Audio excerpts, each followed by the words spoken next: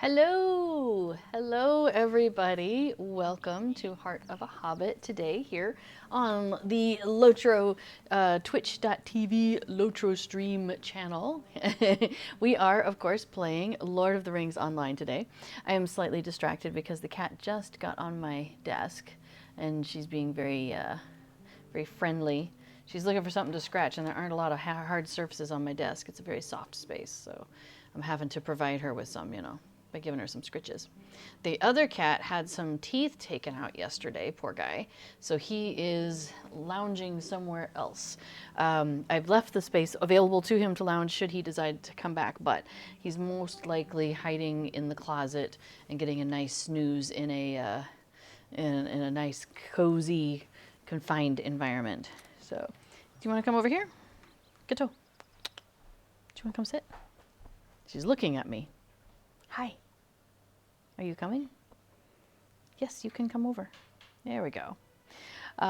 Anyway, okay, so the last couple weeks, the Ill Omens event has been going on. And that just finished up Monday. So we are not doing any of the Ill Omens stuff today. So we are instead going to travel through this area of the world called Cardolan, which is down here. So it's south of the Lonelands. So we've got, Breeland over here. We've got Weathertop. We've got the Trollshaws with Rivendell hidden in its little valley. And we are traveling around here. We came up through Swanfleet, and now we are into Cardolan, and we are having all sorts of adventures. There was some spoilery stuff that was happening in the main storyline. So we went ahead and did that offline, so that way we're not spoiling you completely on all of the story that's happening here. But we have been hanging out here in Surland, which is really close to Caranast. And we are going to, from here, head off to do some other things. What else are we doing? Where are we going? We were just getting sent up to, up in the top corner, up there, to an area called Sargevorn, which might be a Lotro invention, but a lot of the places that are listed here are mentioned at some point in the Lord of the Rings books at some point. For example, Tharbad down there at the bottom. That was a location that was mentioned in the books. It's where Boromir forded the river as he was coming from the south on his way to go find Rivendell and go and talk to Elrond about these premonition-style dreams that they were having. And so he's been having some adventures in that direction, and we did run across him. We've traveled with him for some time. And now we are being sent further and further up. So there's some crazy stuff going on up in Sargevorn, and we're in a storyline area where they're talking about a gray mist, gray something, and apparently it's very deadly or evil or something's going on. So we're off to go investigate that. And hello, Aaron Bard. Welcome to the chat. Gray fear, that might be it. I knew it was something gray and yucky. Let's see. So Affadil has already traveled to probably where I'm supposed to be. Let me find the Stable Master. Okay, so here's my milestone. And I know when I found the milestone that I was able to find the Stable Master usually. There it is, that way. Okay, cool. There we are. And this time there are stairs that I'm not going to fall down, so that's awesome.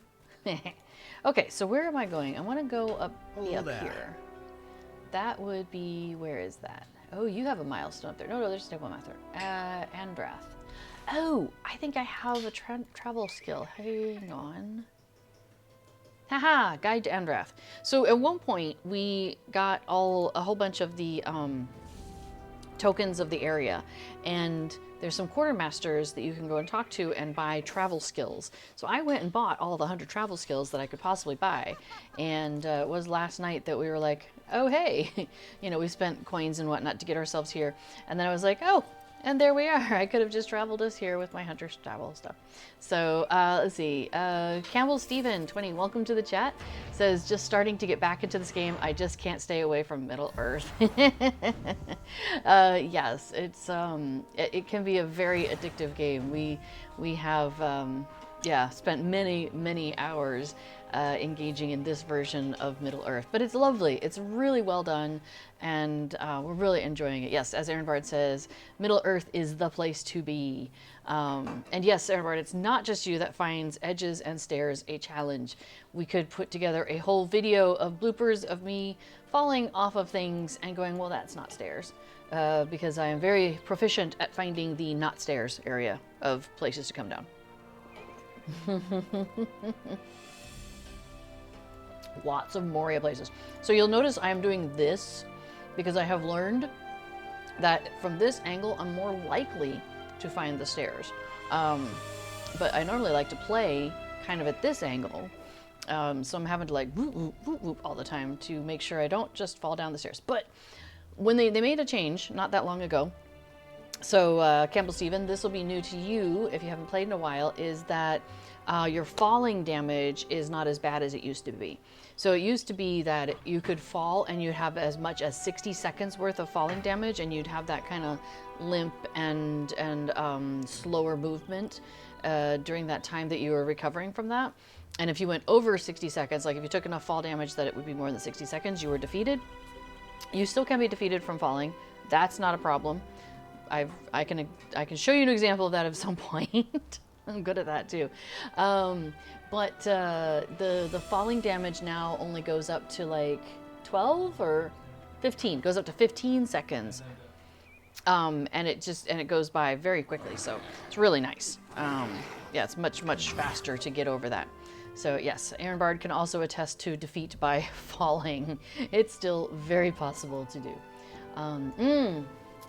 So the sun has shifted, or I should say, the earth has shifted, in coming up into the springtime.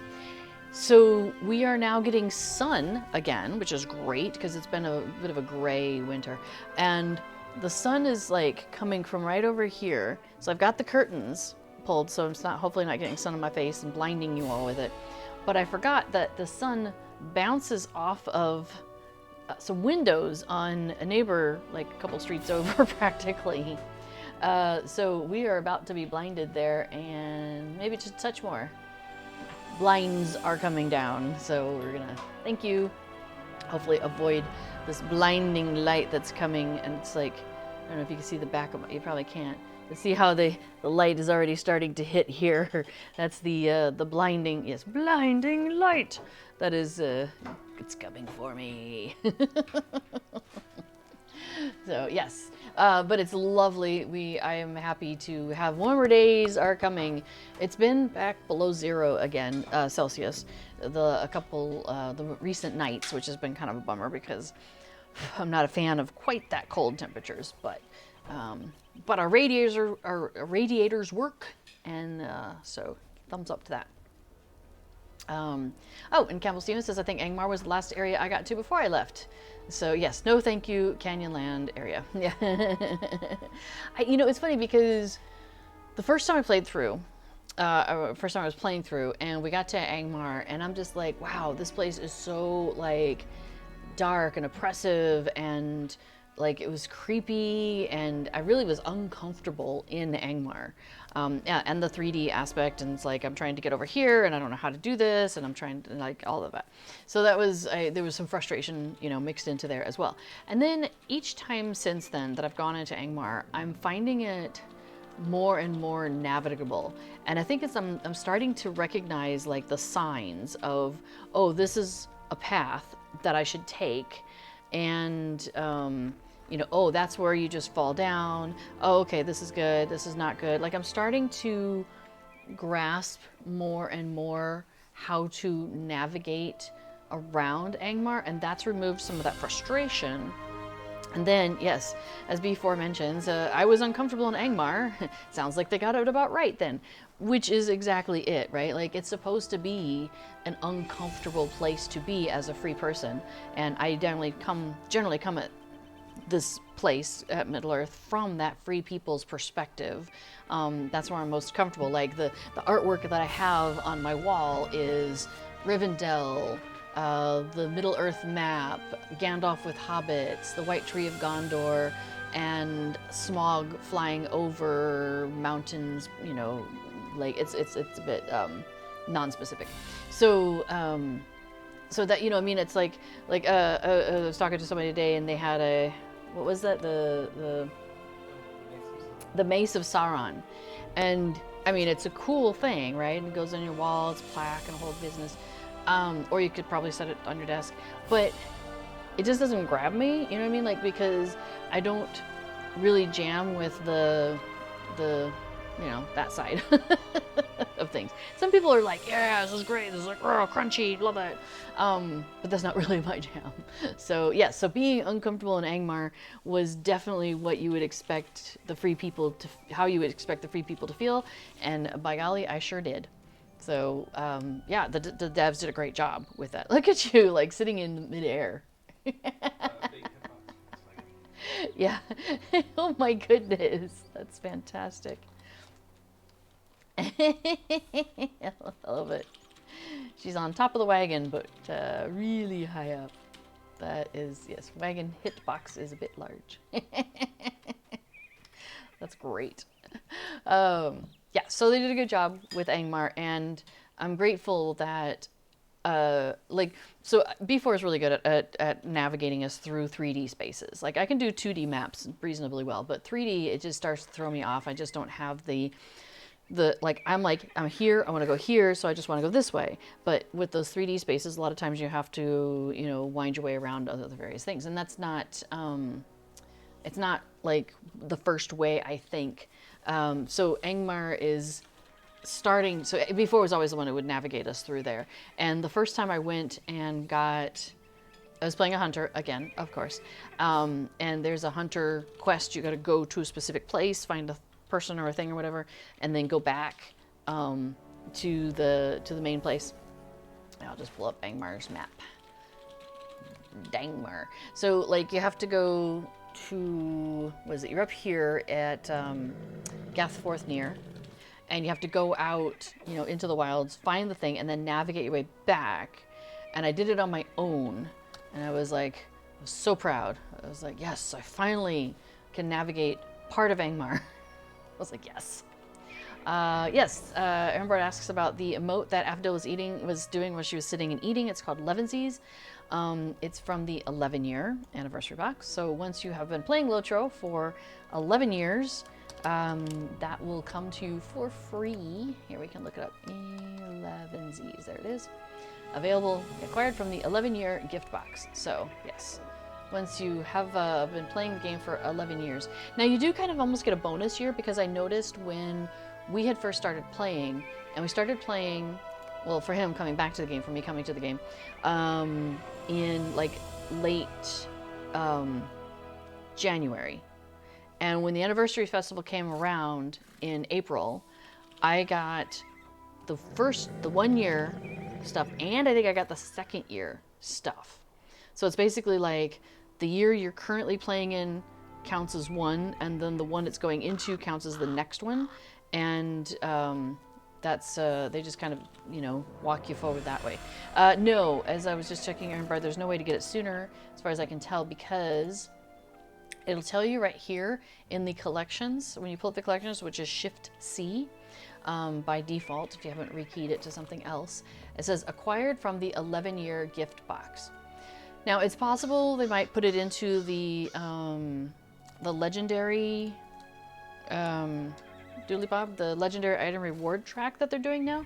So with legendary items, you know, the legendary item experience no longer boosts up the experience of your legendary item. You do, like, as you level, so does your item, which I'm like, thank you. I feel like that's what it should have been. So I'm really glad that they retooled that to make that align. So now all that legendary item experience that you get from various quests and whatnot goes to this reward track.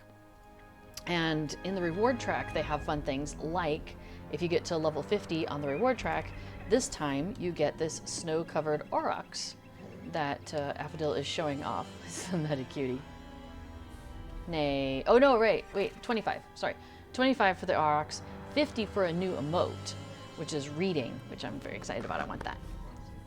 Sure. You're going to go and do some reading for us? Okay, let's watch Affadil do some reading. Oh, there's a silver deposit back there. Sorry, a little distracted by that. There we go. There's the reading emote. That's good. I like it. Turn the page. Yes, as Skartok does mention there, yes, it's connected to the anniversary date, not your character creation date. But it increments one each year. So yeah, I went to the first one, and my first anniversary event, and I got the stuff from year 1 and year 2. I was like, okay, I'll take it. Nice. So Ehrenbard, you're at 48 on that reward track and looking for that reading emote. I know, right? I really want to get it on Laurelin because I'm playing on Treebeard, the Treebeard server. But Laurelin, for those of you who are not familiar with it, is another server, and it's very role-playing focused, and I have characters over there. And I definitely want to get the reading emote for my main social character over there, so... Yes. Oh, sorry, I was distracted. All right, well, let's go do some questing. So you'll see there's a ring over there for that guy. He is the delving stuff, and we're not gonna worry about delvings right now. Man, I just love, look how red and gorgeous and green those are, like, so beautiful. So this is a newer area. Cardolan and Swanfleet are. They are newer areas, I should say. And I think they've just done a fantastic job with the look of everything. Oh, okay. So there's all sorts of trouble happening for that group of people back there. They were traveling down from Bree, and they keep getting attacked by these brigands. So they're like, can you just, like, stop the brigands from attacking us? Oh, you've gone somewhere else. Let me catch up to you. Although, what are you doing over there? You're staring at a tree. Hang on, I'm being attacked, aren't I? I must have hit somebody. You know, hunters, they do that. Their arrows just, like, go places. It just happens. Master Goodheart. Oh, hey, we met a other Goodheart person. Okay, so they ask if we're heading north and suggest we might want to reconsider, as there are brigands all along the Greenway. And they even squat in the ruins between here and Breeland. So this is kind of cool. I'll show you in a second. So, but the Southgard ruins, he says, they are full of brigands, and they only get even more dangerous the further north you go. Who am I? My name is Goodheart, Master Goodheart to my friends. He says, and I hope you'll prove to be one of those. Ooh, it's spicy. It's cinnamon. Ooh. He says, you see, I'm only a merchant, and if I'm going to make my way north to Bree, I would have to pass by these ruffians. Well, in my younger days, perhaps I could have done something about it. But sadly, my sword-swinging days are likely behind me. But you are an adventurer. Don't try to deny it, you have the look of one. If you can defeat some of these Greenway raiders, I could see fit to part with some of my coin. I only need you to face the brigands that are here on the road. No need for you to pass into the Southgard ruins. It's the villains on the road that are the problem. What do you say?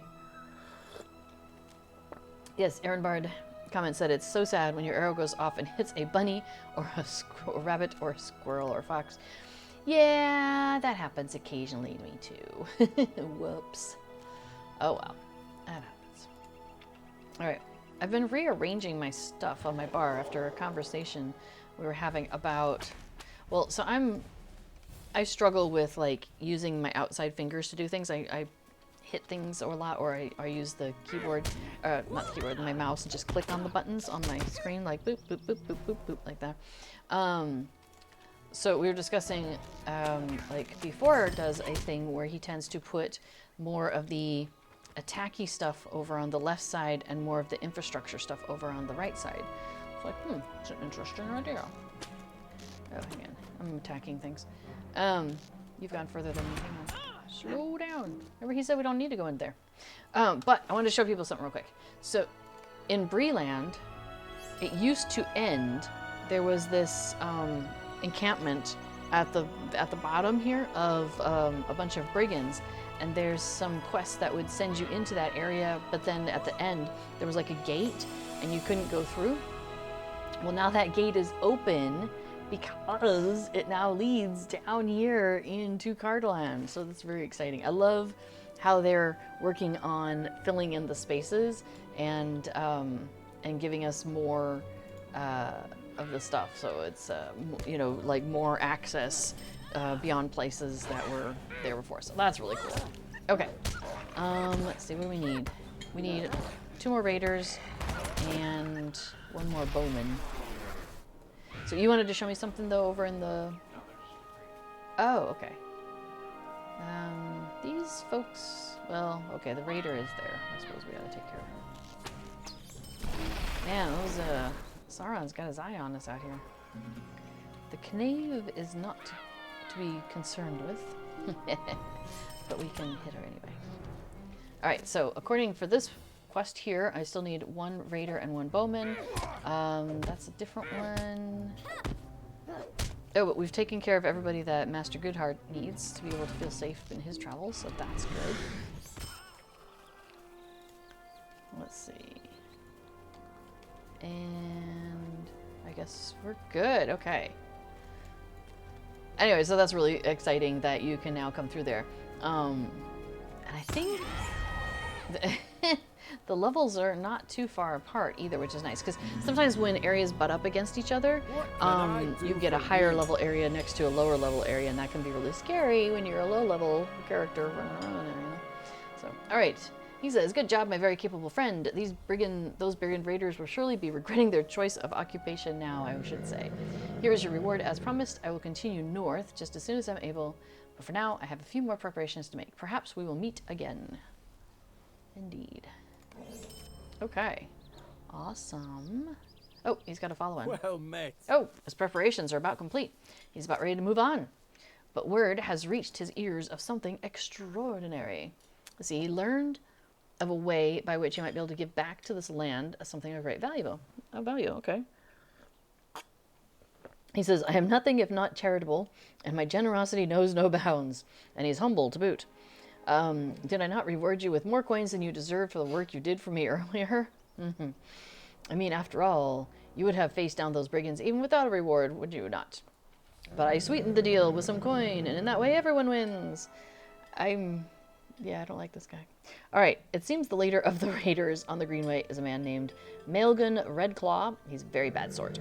He's so certain of his leadership that he has left a horn on some masonry to the west of the entrance of the Southguard ruins. He claims he will allow anyone to challenge him for leadership of his band of brigands. Now, a few folk have tried this in the past, and he's slain them all, but he has never answered a challenge from one such as you. He says, "Let this be my farewell gift to the land. Together, we can put an end to the brigand menace on the Greenway." Yes, together. Let's see. Skartok says, "I hope you mean the gate west, towards the White Downs." Let's see. There's new entrances and exits that weren't there before or were closed off. So at the south end of Breeland here, down at the very, very bottom, that now goes through the brigand camp and comes out here into Cardolan. I'm not sure which one you were talking about. The White Downs? You mean like the North Downs? Up here? North Downs... Does it connect? Hang on, let me go. Far Downs. In the Shire. Oh, in the Shire. Okay, hang on. Let me go over to the Shire. To the Shire. Oops, that's the Undershire. Down in the Shire. Oh, this is behind my head, so you can't necessarily see where my mouse is. But let's see. South Farthing over here. You can.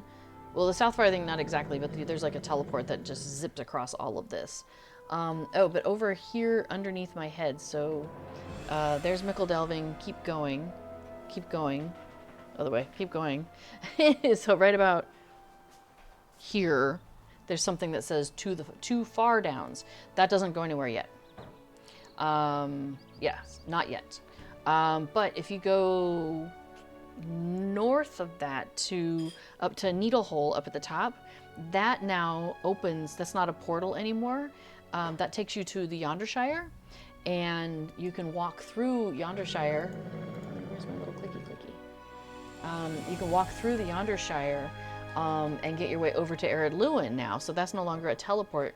You actually like go across, and then that takes you, and that brings you in over here, just north of the Fallithorn homesteads over there.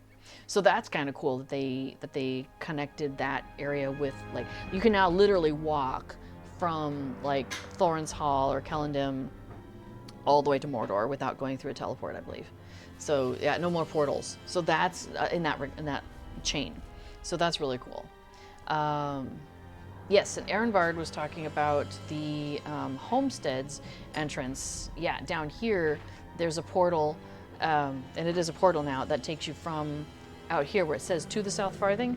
But what it does is it takes you, oops, I went too far, to over here to Sarnford, down. You can't see it. Yeah, you can. It's right above my head, right there.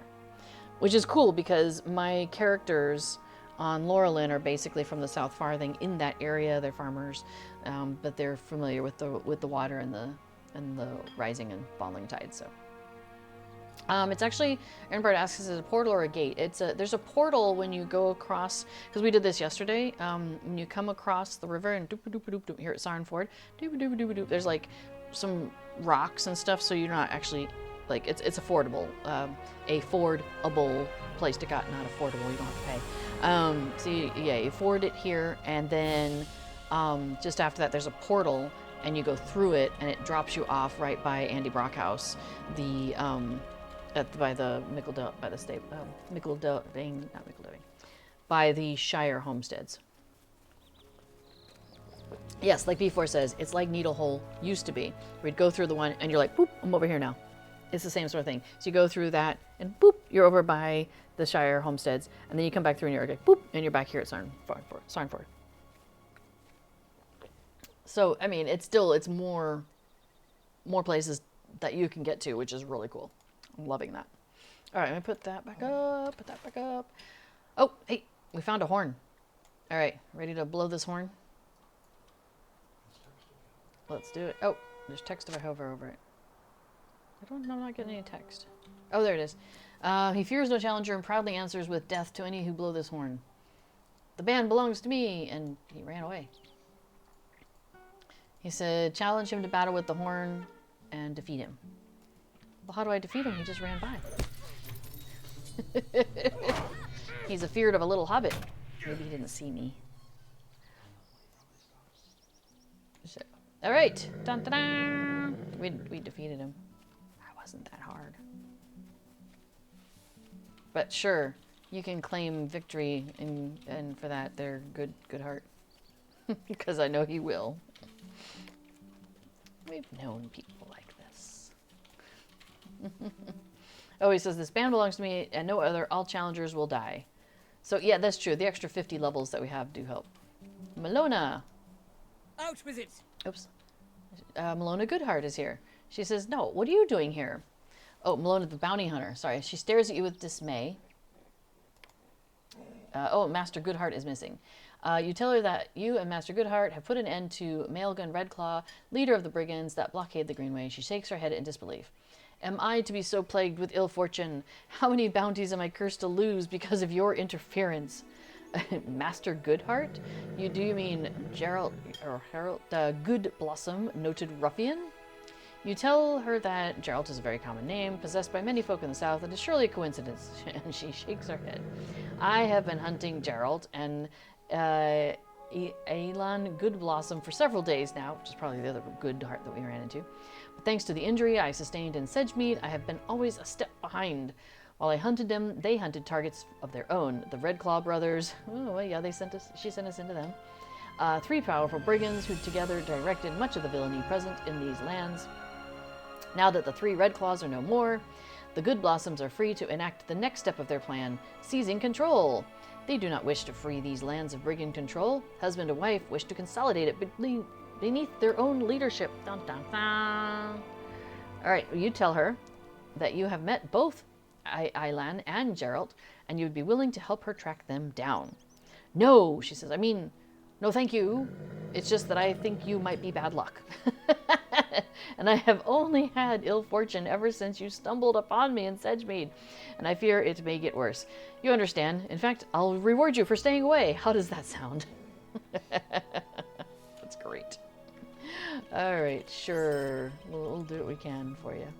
We'll try and keep out of your way, and you go hunting. Okay. So that was very silly. Well, shall we go back to the encampment? Wait, do we have some more things we need to do around here? Oh yeah, we need to go collect some lichen off of some stones, some standing stones, which that's the name of the company who makes this game, so that's like a pretty awesome thing. Hey, maybe they're over there. Let me zoom in here. See, there's some stuff up there. It's so funny. There's one of the folks who also streams on this channel does, excuse me, a show called Beneath Your Feet, and he does the whole stream from first-person point of view like this, which is cool. Except when you're a hobbit, you spend a lot of time looking like at that, like I am looking at grasses. So I think he must do it with a man, or he does it with a taller character. Maybe a dwarf. I think he's taller than that, though. So Megan, hello, welcome to the chat, Megan.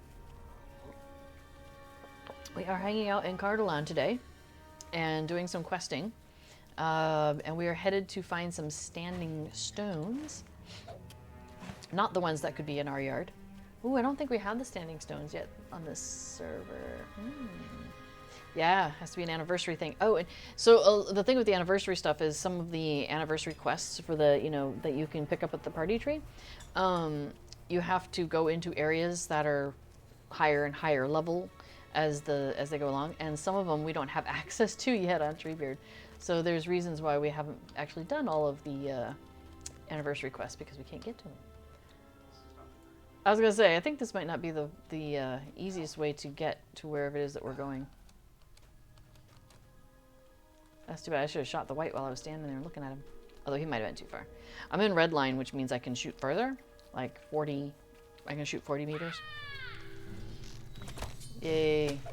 Are they tough? There we go. 1 out of 12. Restless Dead of Dol Ernil. Oh yeah, right. We're doing whites to the left, whites to the right. Whites to the right, whites to the left. So this poor little encampment of people back there, they were traveling, and they were coming, those folks were coming out of Bree and heading south, thinking that was a good idea. And of course, some people are heading north out of this area towards Bree, because stuff is not so good heading south. That's where, Saruman's got stuff going on. And Sauron, eventually. So yeah, it's, people are like, we're surrounded. It's like, yes, you are. I would agree with that. Okay, so we have found Dol Ernil. Aaron Bard asks, can you talk a little about the anniversary quests?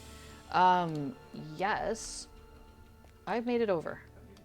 I don't know. Rewind? I don't, here, let me see if I can. I made it over like right here. Oh, you got it, okay. One thing Affadil has taught me is try to jump. You might make it. Because there's a chicken thing that you were doing, I think. And yeah, he found a way to go past like the brigands and, oh, what's the sunken city? Anuminas. Thank you.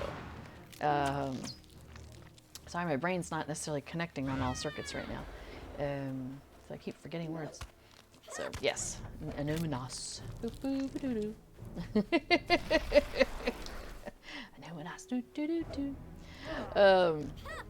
Anyway, you're a chicken and you gotta try and get around, and going through certain parts of Anuminas is a little tricky, but there's a place where you can jump and get around things, and I watched him do it. I haven't been proficient at it myself, but I know it's worth a try.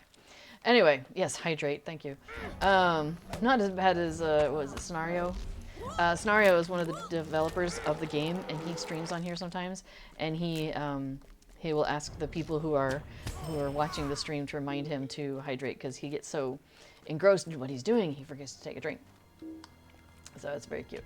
I can't quite get to it from here. Anyway, so the anniversary quest. Let's see, the anniversary festival. First of all, I would say go to the Fibro Jedi page about the anniversary festival, because he does an amazing job of detailing out so much information about the festivals. Like, where do you go? Where is it, all the various things that are located. Like, he does the cosmetics, so yeah, all the various things you can earn at the festivals, like fantastic job. So I would definitely start there. And thank you, B4's put the link to Fibro Jedi's summary of the anniversary event. So what he does is he's got all of it listed out, and then each year he'll update it with the newest information. So that's the latest from last year. But as far as I know, they're not making any major changes to the anniversary festival, but you never know. So this will be year 16 for them, Sweet 16, so there might be some things involved with that. It's a nice round number. Although a 0 is a rounder number. I don't know that we need any more of these things here. Oh wait, no, I need blight collars and warmongers. Okay. Hey, warmonger. Let's get rid of you. Anyway, so one of the things you can do is at the party tree. So a lot of the anniversary fest stuff is, you know how there's usually like a central hub for where the festival is kind of taking place. So if anybody here is new to Lotro or hasn't been on for a while, let me just kind of back up a tiny bit. Throughout the year, they hold various events. Often festivals are held throughout the year as well. Those are the biggest events and most exciting events for me. I love all the festivals, and they're usually themed around different times of the year. Things that you might expect, like harvesting or midsummer and things like that. Oh, hang on, I gotta talk to a guy about a thing. There you are. Hey, Maneldir. I've been All right, speaking with there Gorwyn, you are, my friend. I've been ranger speaking with who keeps watch Gorwyn, over a Dor ranger who Airnil. has taken upon herself to keep watch upon Dor Airnil. Here we are. And we're both very interested to hear if you've learned anything more from Narndir's journal. Narndir is a fellow who is a very good friend of Maneldir. He wrote a whole lot of stuff down, and unfortunately, Narndir has passed, but we were able to find his journals, and he loved to chronicle things. He's a historian kind of guy. Okay, so Gorwyn did not know him, Narndir, when he lived, so I have been telling her stories of our childhoods. It is good to remember, I have to admit it, but what have you learned? You hand Maneldir the journal, and at your direction, he reads several of the pages. There it is again, the Grey Fear. There is more to learn of this foe, I know it, but listen to this.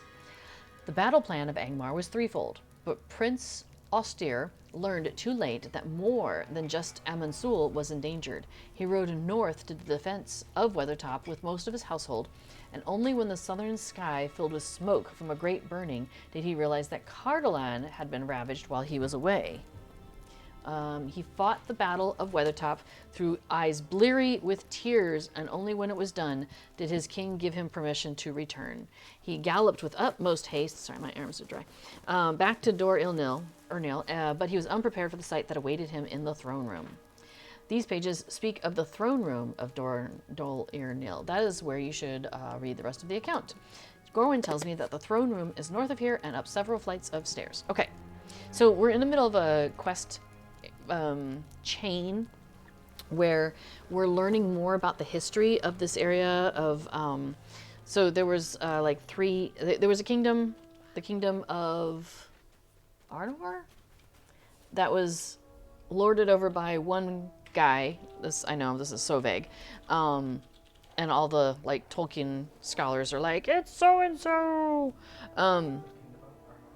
Okay, so it was the Kingdom of Arnor, and King something, and when he passed, he had 3 sons, and the sons divided up the kingdom among themselves. So we're following history that involves the Cardolan section of that kingdom splitting, and who was ruling over Cardolan, and what kind of history happened there. So thank you. Before I pulled this from the Lord of the Rings wiki, Cardolan was a realm once part of the Dunedain Kingdom of Arnor. Thank you. After the death of the High King Erendir, his sons divided the kingdom into 3 parts: Arthedain, Rudar, and Cardolan. So we're in Cardolan. If you are in the North Downs, you end up in Fornost, which was part of Arnor, was the one that was like the northern one. That might be the Arthedain section. Yeah, so that's the Arthedain section there, and the Rudar section. Oh, okay, yeah. So maybe so probably the further side. So like one piece here, one piece here, and one piece here. That's kind of how the kingdom was divided up between those three sons. But peace didn't last, so they fought amongst themselves, and yeah, the whole family lines were decimated, and so that's what's the ranger with the journals was learning that history and chronicling it as best he could, and so that's what we are going around and learning more about. And the way they're presenting it in the game, which is really cool, is they're sending us to the locations, and at that location, it's like, it's as if I was there, and then the characters show up and go through it. It's right over here, honey. Oh, you getting the warmonger? Okay. There you go. Oh, we're, okay, cool. So I saw a thing over here. Where'd it go? It said the seat. Oh yeah, this appears to be the location about which Narndir wrote. There, the stone seat. I'm gonna look at it.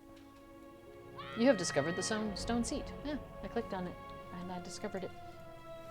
All right, so I'm gonna read the journal while in the throne room. All right, so the writing is so evocative you can almost imagine the terrible sight that awaited Prince Ostyr. And here is the Grey Fear. And one of the things that we learned in the previous one was that the barrows, the barrow downs, that kind of area, I think it was, that the one of the, sorry, I'm like going to the wrong place on the map. Let me just close that. One of the kings of Cardolan was there was something going on, some curse of some sort, and people of his line were being killed by spirits, by ghosts being brought up, something like that. And so that kind of was brought together, and I think it's pointing us towards this Grey Fear, because that king went into the mist, thinking, well, there's no problem because all these kings, all these whites that are being raised are my ancestors. So I have nothing to fear from them. I'm going to go and, parlay and we'll sort this out. Well, it didn't work out. He never returned. So that's kind of some background that might be important as we talk to this Grey Fear. He says, so the journal says, by the time he finally reached Dol Urnil, Prince Ostyr's keep was a ruined shell. Its people lay heaped and bloody in the streets, the head of its defenders mounted on stakes above its gates. Gross. Of his mother, Lulith, there was no sign at all, and in the shattered hall, seated upon his throne, was the Grey Fear. The ranger says, I hesitate to write what I have learned, but I must. I must. My duty compels me to write it, to write the truth. But can it be right to put into words such horror, such shame as this? It wars within me. He said, Prince Ostyr stood in the charnel house that was Dol Urnil, and he looked into the eyes of the creature that sat upon the throne, and he knew the identity of the Grey Fear. It was Prince Amondir who sat there. That's the one who disappeared. His own grandfather. But the servant of evil that stared back at him was a stranger entire. With a horrible smile on its mocking visage, the apparition raised its hand and pointed at Amondir's terrified grandson, and the dead rose. Bom, bom, bom. So there's a spear through him. That looks kind of uncomfortable. The whites had simply been waiting for their master's command, he says. Now they emerged from among the slain, including some freshly killed in the recent battle, and they fell upon Ostyr and his knights. Panicking, the prince fled from the burning stronghold, escaping into the Barrow Downs, but he might as well have tried escaping a smith's hammer by fleeing to its anvil. The Angmarim were waiting there in ambush for him, and among their number were hillfolk, orcs, and cultists of the Witch King. The dead drove his dwindling company straight toward this enemy force, and there in the darkness, caught between the living and the dead, every last one of Cardolan's defenders died. The prince perished last of all, sobbing with despair as one of Carn Doom's warriors drove a spear of cold iron through his heart. His bones and those of his company vanished among the downs. He says, "I have written it. Is that what you wanted of me? I have finished it. My duty is fulfilled, but the account is too terrible. I will tear these pages from my journal, and I will hide them. Yes, let none know how badly the men of Cardolan failed. I will bury the Witch King's victory as deep allows, and so triumph over Angmar myself. The grey fear has not been seen in hundreds of years, and I will not give the creature life by letting this account be read by anyone. If there is any need for these pages in the days to come, I will retrieve them myself." And of course, he's no longer around, so he can't do that. He says, "But I can see no such day ahead of us, and that is a blessing." Yeesh. Well, that's something, isn't it? Okay, let's see. You know what Hobbits say? We have nothing to fear about fear except the fear of fear itself. Something like that. Let's see. Erenvard's talking about hobbits helping out in Fornost. Yep. And Campbell Stephen finally ran into my first dwarf area, and of course the quest is to get brew. Of course. Why would it not be?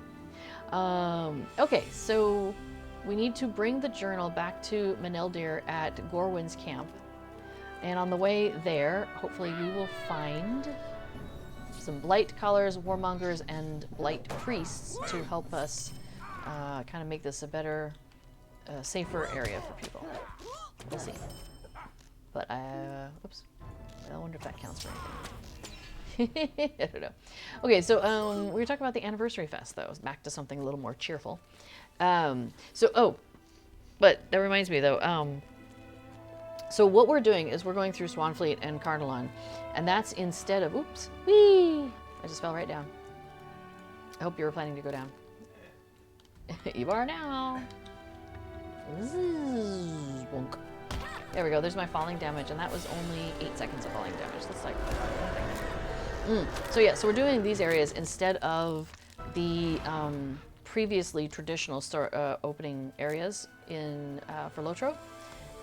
Like the racial areas, like the one for men, the one for hobbits, like going through the Shire and so on. So there's a point where you're going through the North Downs. Let's see, what level are these guys? These guys are level 23. So yeah, this is kind of North Downs, isn't it? When you go into the North Downs, Lonelands. You're going through the Lonelands, and you end up over here in like Haragmar. Yeah, and there's some areas over here like where you're in Agamar, where you're running into wights and gaunt men and people like that. So I am unsurprised that around that same level you are encountering a similar sort of foe in this storyline. Like, I like the parallel that they've done with this in order to make sure you don't miss out on things, because then that way you have the later storylines when they might refer to some of this, you know, that there was gaunt men, this, that, and the other. And it makes sense because you're like, oh, okay, I've seen these before, as opposed to like if you just did this and had never gone the other way, you know, with other characters. So anyway, okay. So I'm not surprised that this is like a creepy and kind of place. I'm hydrating, see?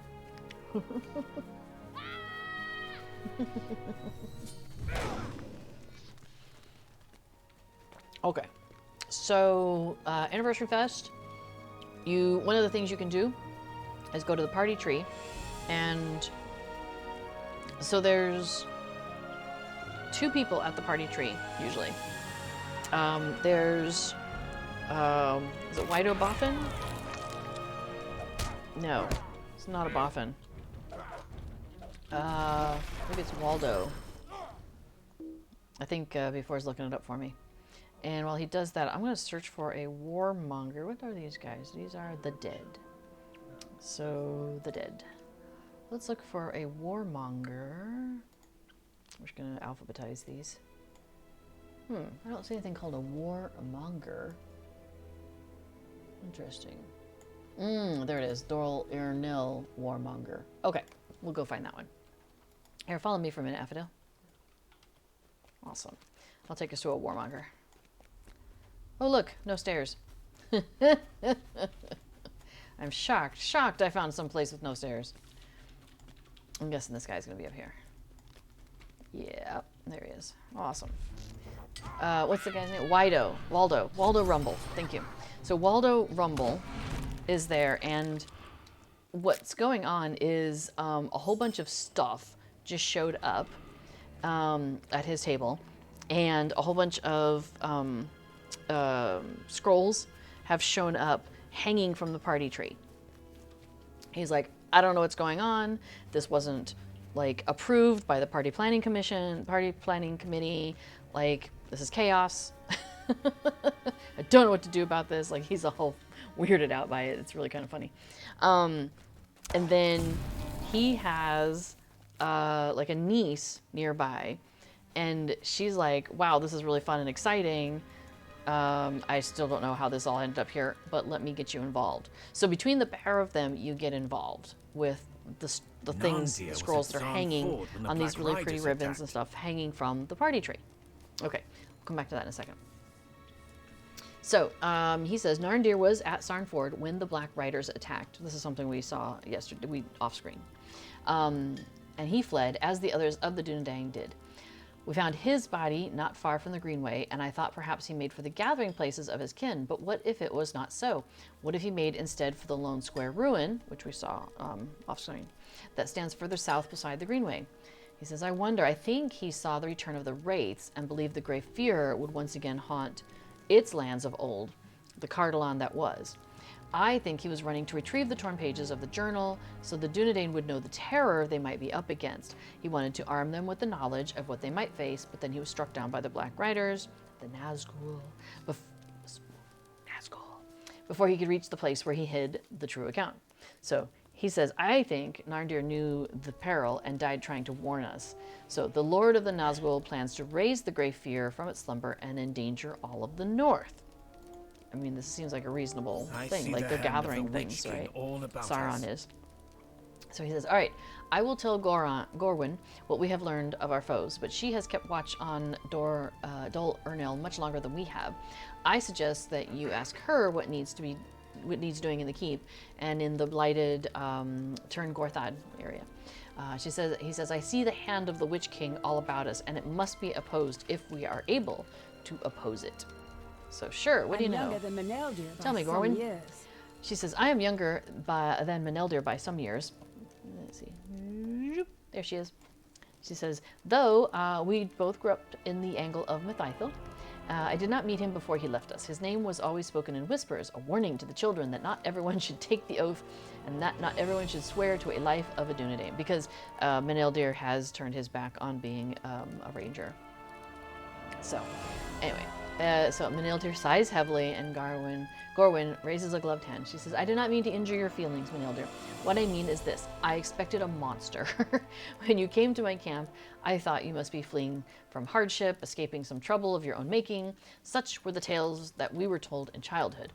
But I find instead you are a man, not a monster. You fight on behalf of those who cannot, willing even to return to your former kin to bring them warning, though they sting you with barbs and biting tongues. I see honor in that. She says, but there are monsters out there, real monsters. I do not need to hear the full account of Meneldir's fallen friend to know that, for I knew it already, if not the true extent or depth.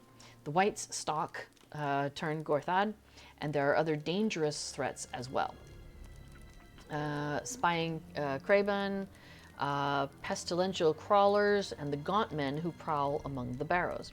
Each troubles the Dunedain and their allies in this land. There are swords both within the keep and without that exude frightening auras of evil, and they must be collected and destroyed, despite the presence of their terrible protectors. Can all this be done? So, this is what she would like to do. This is her to-do list. Defeat Whites in the area, 10 or so should help out. Problem, defeat Kraben, crawlers, and gauntmen, probably 8 or so. And collect ancient swords from among the ruins. There should be 4 of those out there. So we're going to try and do all of that stuff. So, yes. Okay. Would you like to follow me again? And looks like we're in the right area, so we just got to start finding things. Oh, okay. We're going to go this way because Affadil's already sussed out how to get around here. Whereas I'm still like, let's go this way. And Affadil's like, no, it's over here. Cool. Okay, so, okay. When you go to the party tree and you pick up the scrolls, there'll be usually a list of like 3, there's 3 different quests you can do. And you start with year 1. So year 1, and there's like a travels of year, like, you know, travels of whatever. There's foes, and what's the other one? There's something else. So they kind of themes. Like there's 3 different themes that you're encountering. One of them is you go back and you defeat like big named foes that you probably defeated previously in going through the storyline. Where am I? I'm on top of something. Maybe it's upstairs. Is there a way to get upstairs? I don't know. Oh, hey, there's an ancient sword. Let's go pick that up. An aura of fear grips my heart as you approach the western wall. I feel afeared. And yet, I have picked it up. I bet this guy's somebody we should, like, get rid of. Excellent. Once you do one of the year 1 quests from the scroll, you can pick up a year 2 quest and do that one. And then once you do that, you can pick up a year 3 and so forth. Although it's possible you might have to complete all 3 of the quests before you can pick up the next year's. That's so funny. You think I would know this off the top of my head. It's kind of like a side quest during the Anniversary Fest. It's not like the main thing, because the main thing for me is always get the wrapper, do the wrapper, turn in the wrapper, right? But the stuff that you do for those things at the party tree do count towards the wrapper. So a lot of times we do them as part of completing our daily questing during the festival.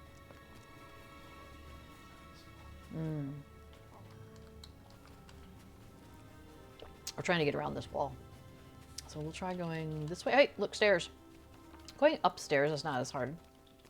Oh, okay. Probably through and around then. Did I get you? Okay. And, well, does this go anywhere? The answer is no. All right, let's try going this way. We have a Grand Priest. Oh, I think I caught you in a corner. I'll come back for you in a second. Oh, you came out. Okay, cool. Hey, there's a sword. We found an ancient creepy sword. An unpleasant weight lies heavily upon the stones beneath this towering wall. Yeah, I think these guys are showing up because we're finding those swords and we want to, like, I'm guessing we want to take them out. Okay. We want to go south and east, I hear. Well, this is south. This is east. Maybe not the right place, though.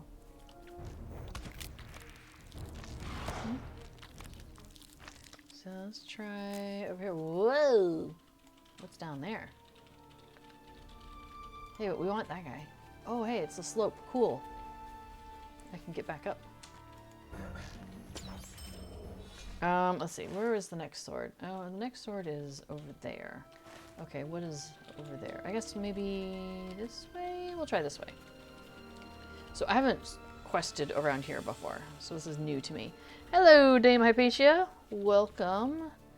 Good evening, dear gentle hobbits and other beings, says Dame Hypatia. Very nice. Well, welcome to you as well. Hope you're having a good evening. We're trying to find our way around in Cardolan. We found some whites and other scary things here over near Dol Ernil. It's not a happy place. Oh, hello again. Well, I think they're not standing on top of a sword. Ah, but there might be one this way. just gonna ignore him. I don't care strongly. Haha! Oh, interesting. You're like a cairn or something? The air beneath the stone table feels foul and stagnant. There we are. And we have collected all the swords that we needed to collect, so yay. So now we need to go find some craven, crawlers, and gauntmen. Let's see. I'll do a search for creatures first. See if we see any craven around here. Or crawler. Oh, there's a craven. Okay, they're both good, close. Let's do that one. Well, apparently all I have to do is look over the edge. Hello. Okay. So that means maybe there's more stuff down here. You know, we could try and help relieve some of the blight of the area. Let's see what we can do. Does the snake count? Probably not. But you know what? I mean, we need to be sure. We'll just be sure about it. Okay, didn't count. That snake was not part of the blight. But you know, one can never be sure. See, we got all these crawlers, man. I'll bet that bullfrog is not. Bullfrogs often are not a problem. Or not the problem, I should say. I'm curious, that's barrow iron. Wandering barrow spirits. So yeah, it's kind of like, you know, as if you were going to go through the barrow downs, I guess is maybe what this is equivalent to also. Because I'm thinking the barrow downs is very much, I mean, we're like the barrow downs here. But I was thinking in terms of like, what level is that? And I guess maybe that is about this level. Yeah, so maybe this is the equivalent of if you don't do the mainline barrow downs. Do this instead. That's 7. I'm gonna grab this barrow iron. And what else we got? Let's take a look. Hey, a crawler. That'll be great. Let's relieve this land of that crawler. That one crawler, man. It's causing all the trouble. Okay, so we're going to go talk to Gorwyn. And let's see. How did we find her? We kind of went up this way, didn't we? We'll try that again. Now that we're getting our bearings a little bit around here. One of the cues I figured out is if you see like scrub on the landscape, that often means that you can walk there. As opposed to like if you just see rock face, it's not always a path. But if you see scrub, usually that means there's somewhere you can walk and find your way up like slopes and things. So that's convenient. I do have 4 swords. Okay, where's she at? Oh, she's over this way. We have a hello from Canacrawl Games. That's cool. I like your little wings with the planet. That's awesome.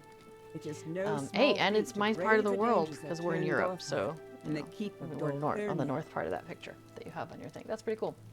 All right, so we're back to Corwin, and she says, "It is no small feat to brave the dangers of Tern Gorthad and the keep of Dol Irnil." She says, "I'm grateful for your efforts on behalf of the Dunedain. Manildir has shown me the account of Narndir's journal of the Grey Fear. Excuse me, and if what the scholar wrote is true, the creature is a spirit drawn from the pits of Angmar, bound to the body of Prince Amundir. In life, he was the lord of Tern Gorthad, and Dol Irnil was his home.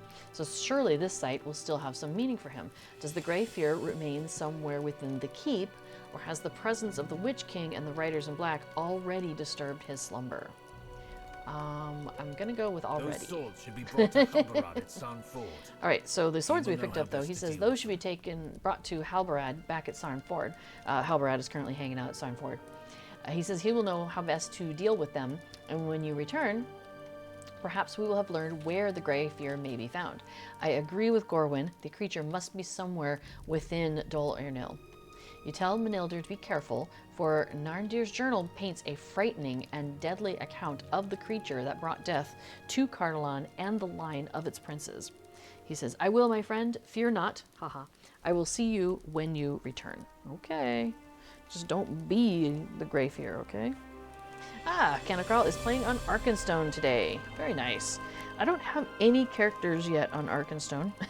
I say yet because I have this habit of starting on servers from time to time. So we're currently playing on Treebeard, as it says up in the tippity top there. Oh, I'm gonna keep that offside there. I do have characters. I don't have any creatures anywhere yet. I haven't played PvP yet or PvMP yet. But I have characters on Laurelin, Landreval, Evernight, Treebeard.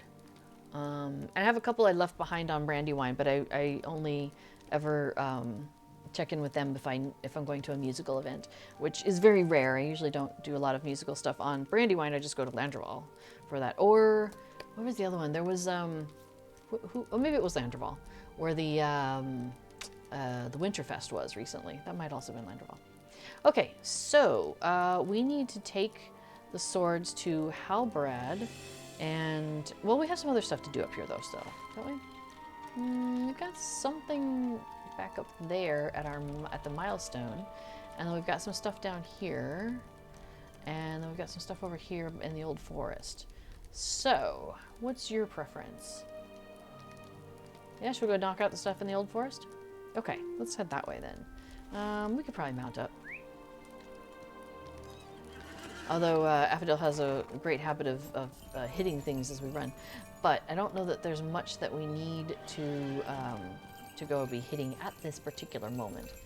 And lucky for us, it's not a place with stairs for me to miss. Woohoo! But no, I've heard, speaking of Arkenstone, I've heard that the PvMP is really good over there. And at some point, I want to give it a try. So, and, you know, try the whole monster character thing and stuff like that. But I think it's one of those where I'm going to want to, like, not just dabble, like, you know, really, like, go and have a good go at it and, you know, try it out for a little while. Yes, this episode brought to you by Stairmaster. No, by lack of stairs. Yeah, it's not something where I just want to be, like, one day in and out and then be, you know, standing stones of something is what we're doing here, which is collect lichen. We're looking for lichen. Hey, there's some over here.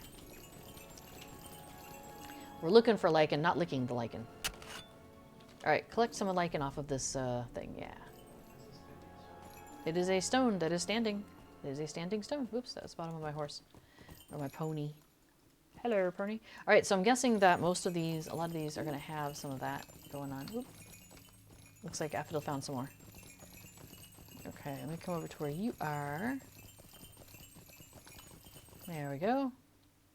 Oh, and I see some further off, yeah, in that distance. Whee! Must face target? Like it's a giant stone. How am I not facing it? Oh, there's branches. Well, let's see. Did I miss some oil lichen over here? I think we're not in the main area. Oh, maybe we are. Affadil's really good at finding these things. Alright, there's some more. It's kind of on the edge of it. Yeah, that's why I was looking when we got here. No worries. Awesome. Okay. And we got some more barrow whites. Yeah, this definitely feels very barrow down. It's like I'm expecting Tom Bombadil to come wandering through sometime soon here. Although that sounded a little bit more Kermit there, didn't it?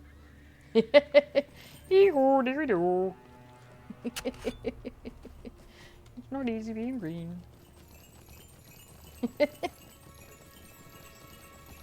Yeah, that's true. Before it says it feels like Kermit and Tom Bombadil may have similar energy.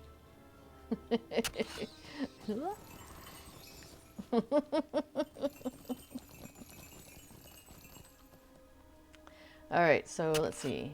I've collected 8 stuff off, 8 portions of it. Oh, but we still need to go to the old forest, which is back this direction. Ooh, look at that. We have a nice circle of stones here. That is well put together. Wow. Dude, we need I need a hobbit gathering here. No, I was thinking like a table for every hobbit. No, I'm just thinking like Ratchet and Clank, or like Lego any games where you get like an achievement for landing on somewhere, you know? It's like, you have found the hidden chalice. These are cool. You don't get stone structures like this that are solid and full very often, at least not in our world. You can do a full circle. I know, I've noticed that. You can like make it around to each one of them. Whoops. Oh, phew, I made it. Yes, they both hop a lot, to be true. Yes, Kermit and Tom Bombadil. Lots of hopping. Okay, anyway. Old Foresty. Let's go. Whee! That was pretty cool. Hmm? Yeah, that was nice. So I've been to... while I was in England, I lived in England for 2 years at one point, and at one point while I was there, we did go to Stonehenge, and it was very cool. But also went to another place called Avebury, which has a bunch of had a stone circle, has multiple stone circles. And this might not be the way we were supposed to get here, but you know what? It'll do. It'll do. It'll do, please. Oops. Ah, you know, the falling thing. That's not normal.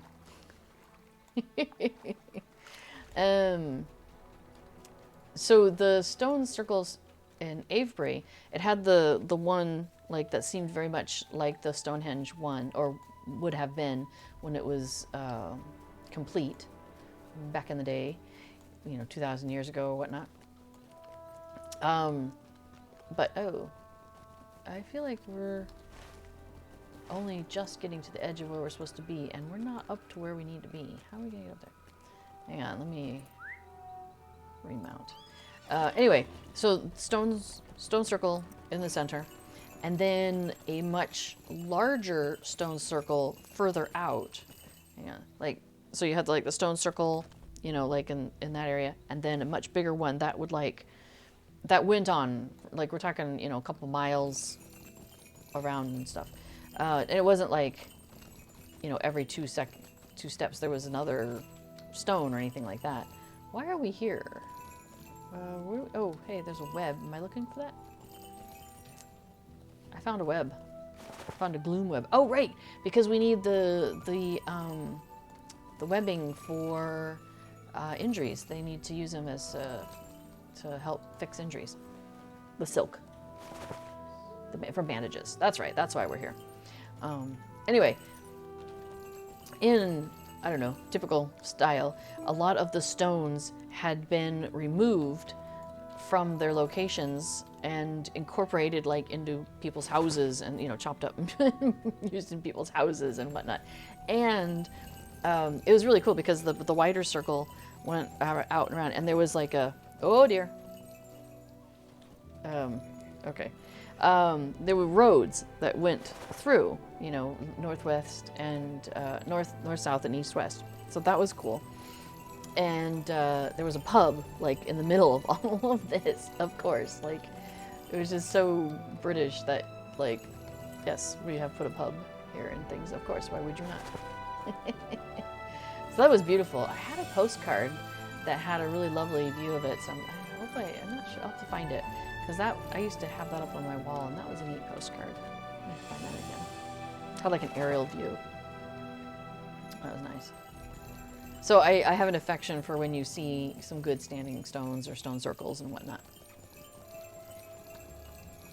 All right, let's get this one and maybe one more, and we would probably have enough for these bandages. Oh, hang on. Oh no, we've already done it. Never mind. I was like, oh, we should take out a spider while we're here and start that Slayer deed. But we already did the Slayer deed back in Bree. Yes. But if we hadn't, yes, this would be where we did. Okay. We need to get ourselves all the way back over there. I have a way to get us back over there. Andrath. Here we go. So just stay with me.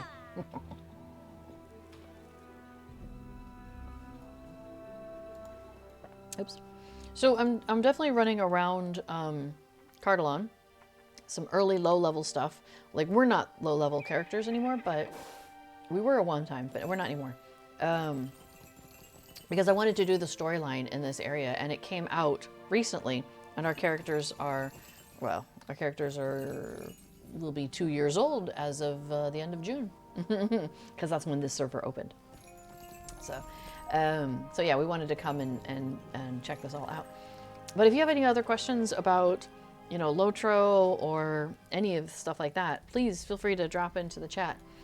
I'm happy to explain what's going on or talk about anything else. No problem. All right, the Gaunt Men. She says, you return. Tell me, were you able to vanquish them? And you inform her that you did. And she says, thank you. Perhaps I will sleep at last.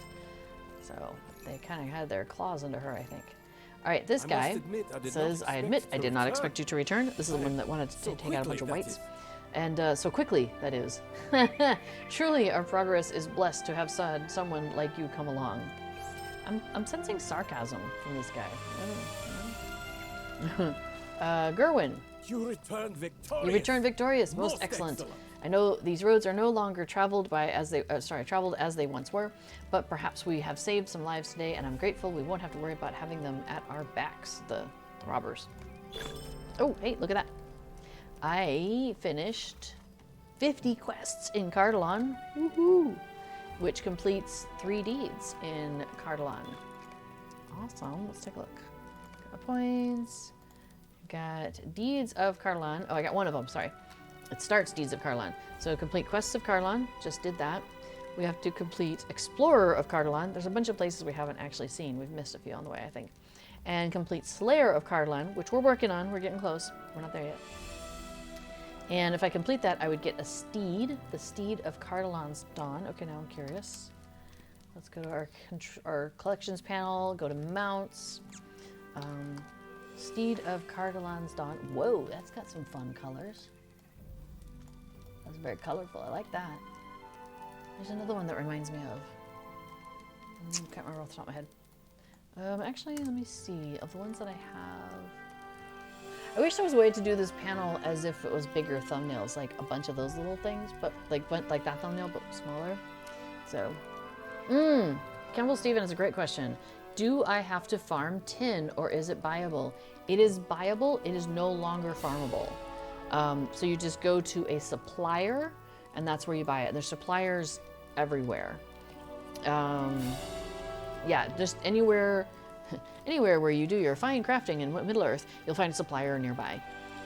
So like if you're in Bree, the Three Pharaohs crafting house has a supplier. I'm trying to think if there's one at the Westgate crafting area. Yes, there should be one by the farmland, I believe. You know, if you go just up the hill a little bit. Yeah, tin is not farmable. It was a long time ago, Aaron Bard.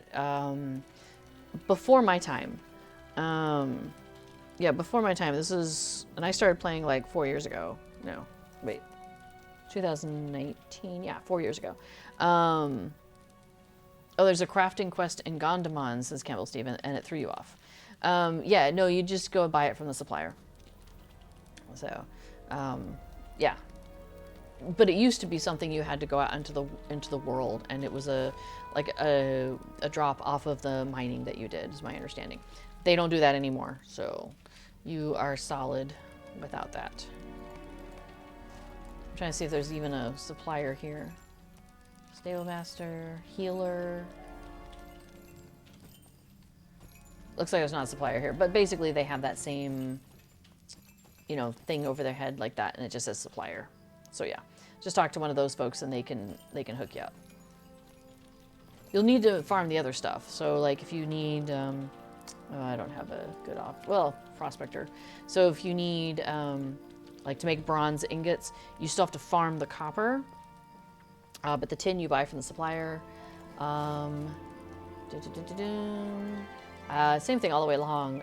Barrow iron, you go and harvest that. Lump of coal, and here's another thing that might help you too, is if you hover over it, like I've got my mouse resting on top of it there, and it says a smelted ingot of low quality iron, we'll come back to that. But if I hover over a lump of coal, see at the bottom it says this ingredient is sold by suppliers and profession vendors. So you can buy that one. The barrow iron ingot I would go and look at barrow iron ingot, and right here it says a chunk of low quality iron ore, but this is something that you farm.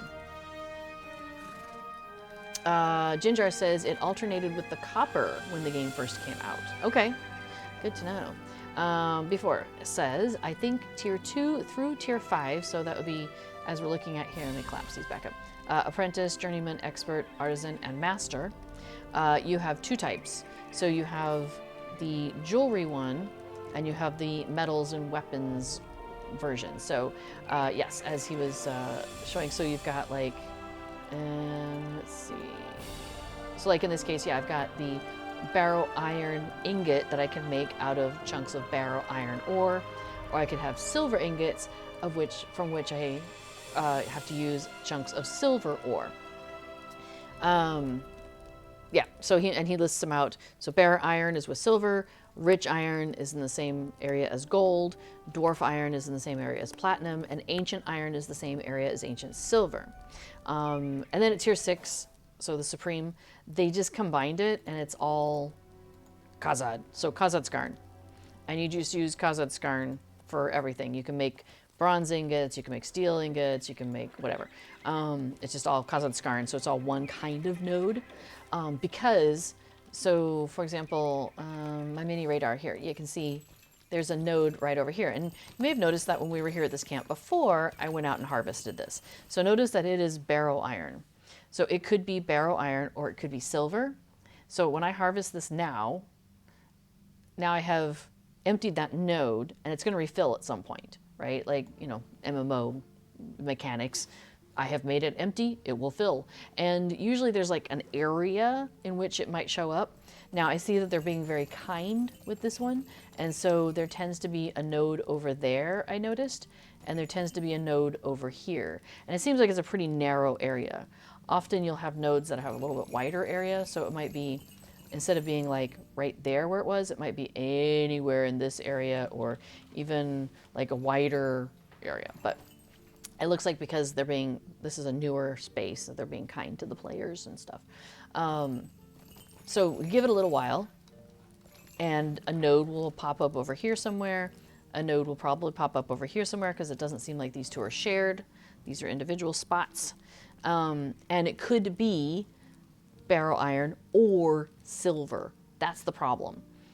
They share the same spawn points, the same spawn area. So what you need to do is if you are looking for the jewelry one, it is more rare. It's like a 1 in 3 or so chance, like 2 or 3 times it will be barrow iron versus once of a silver. You know, it's like a 1 to 3 or a 1 to 2 ratio. Different people get different numbers, but yeah, just doing the odds, it's roughly about that. So it's like a 25 to 33% chance that it'll be silver, and the rest of the time it's going to be that barrow iron. And same thing with the gold and the rich iron. You know, a third of the time it's going to be gold, 2/3 of the time it's going to be rich iron, and so forth. So you want to make sure that you're clearing every node you come across because you want it to have that chance to pop up and be the other one. Sometimes what people will do is they're like, oh, well, I need gold. Okay, that's rich iron. I'll just skip it. I won't touch it. And they keep searching and searching and searching, and they keep harvesting all the gold. And eventually over time, like all there's out there is the rich iron because they're just taking the gold and the rich iron isn't being, you know, taken away in order to let the gold pop into its place. So, so that's something when you're out and doing your gathering is to grab everything. That's the bottom line. Grab everything. And actually, so here's the interesting thing we've noticed too, is because we're playing on characters, what we call our completionist characters, meaning that we want to do every deed there is in an area. Often if you're doing that, that means you're doing all the Slayer deeds, you're doing all the location finding deeds, you know, all of those sorts of things. And if you pick up the stuff that you collect as you go. So for example, this character, she can do prospecting and she can do foresting. So I need to process those items in order to level up.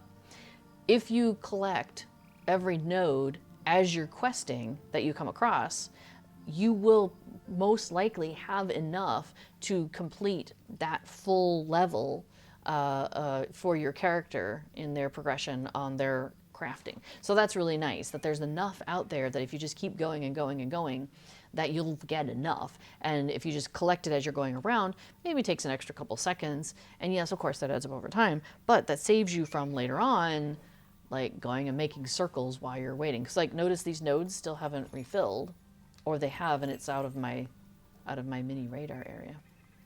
So, okay.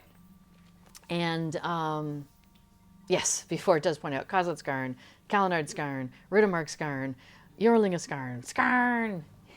We say that a lot, Skarn, and we run over and grab it. See, look, okay, there we go. We have a node, and it came up. Now notice it's over here, right? Last time one was here, and one was over here, and now it's over here. So we know that it's sharing spaces, but we don't know. Maybe it's just one spawn point, and we're just catching it respawning from time to time. Anyway, that silver, I'm gonna grab it because, gosh, that's nice. Isn't that handy? So yes, Dame Hypatia says, as a knitter slash crocheter, skarn is a perfect term for a skein of yarn. Yes, this is my skarn. Here, check out the colors on that, though. Speaking of knitting and crocheting, isn't that cool? I love the fun. So I'm starting a sweater. I've never made a sweater before. So I'm doing a very, very easy, simple pattern, which is knit, knit, knit, knit, knit, knit. And I'm doing it in the round. So I'm trying to make it as easy as possible for myself. I'm still going off of a pattern. Don't get me wrong here. So, but look, I have a thing, and it's you know, it's there, and it's going around and around, and it's making stitches. I have made stitches. I'm very excited.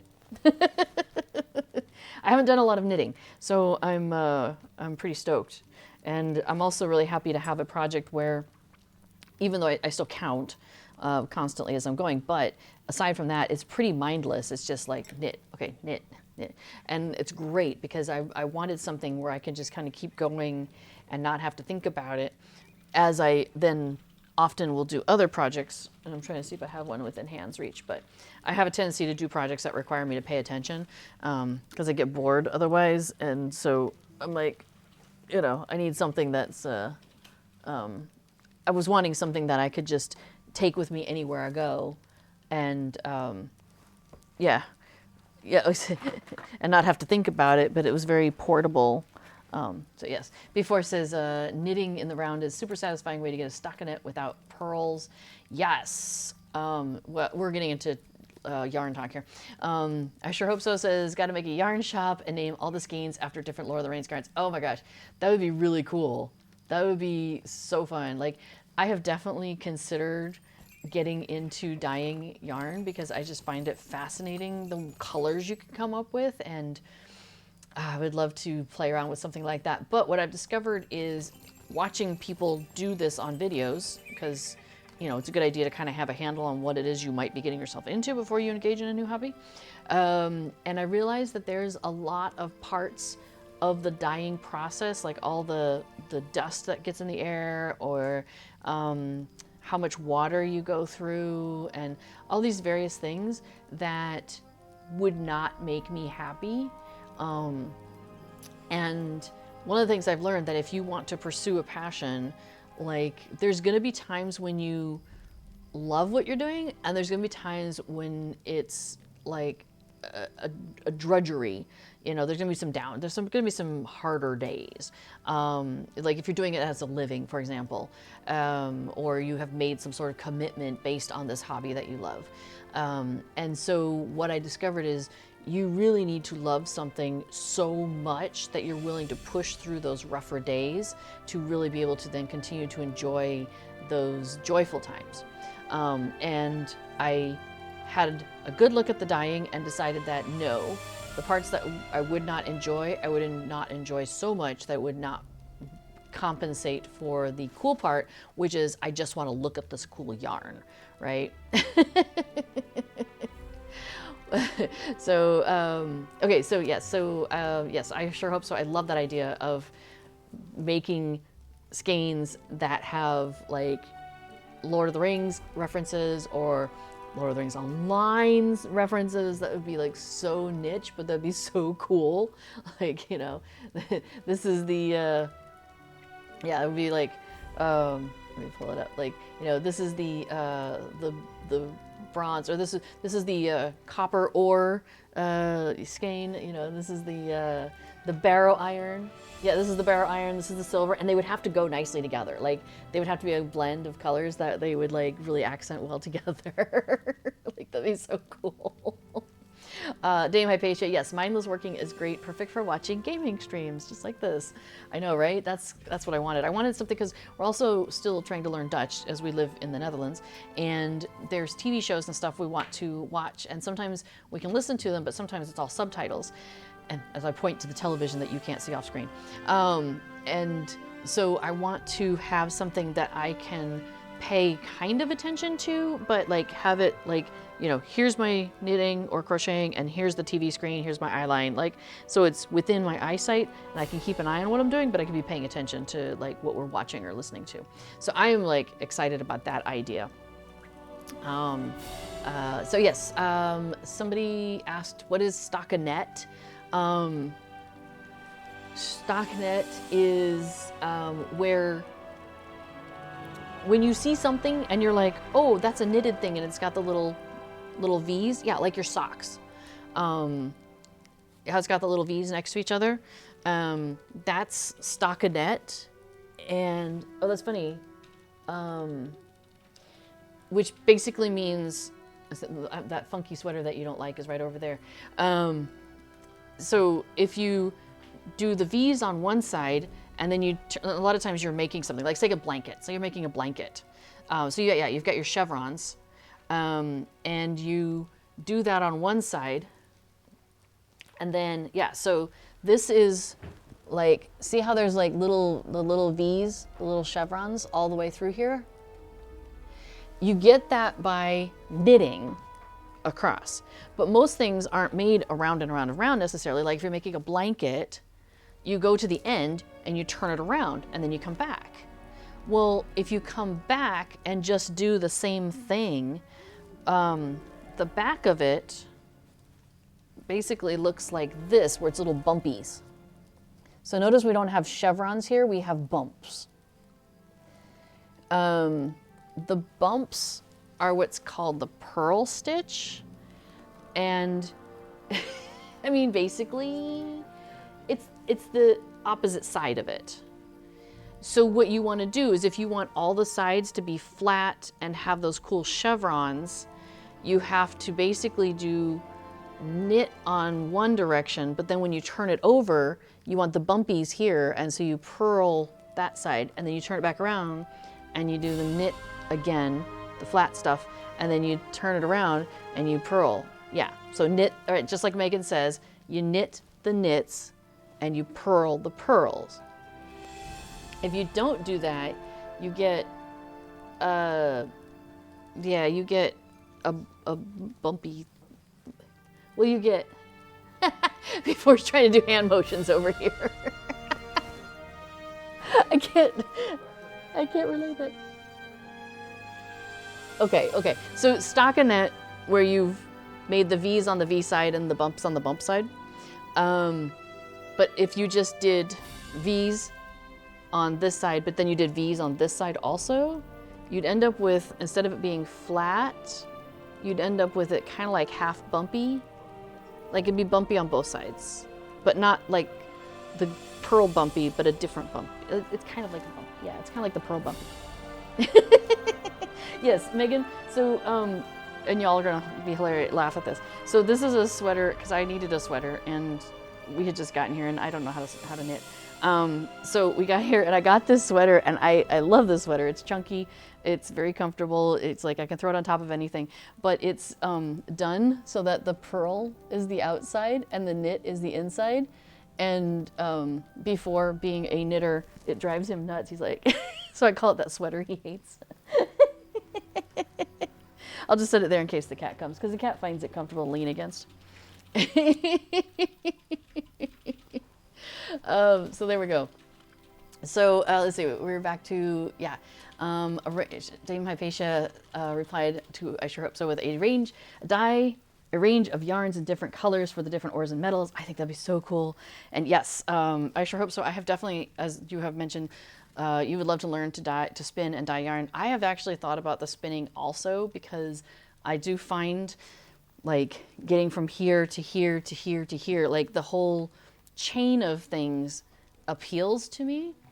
But at the same time, I'm like, I don't think I should get started on spinning. I think, because every hobby takes a lot of space. So you may notice like the board games behind us, which have shifted for those of you who have the eagle eye of watching previous videos.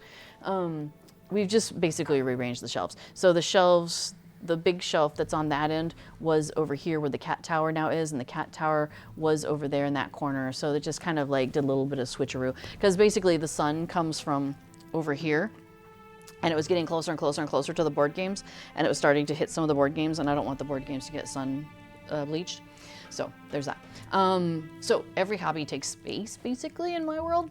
And so like underneath where the shelves are that you are, where it's not glass, so like it's, you know, it's glass or plastic, whatever up there.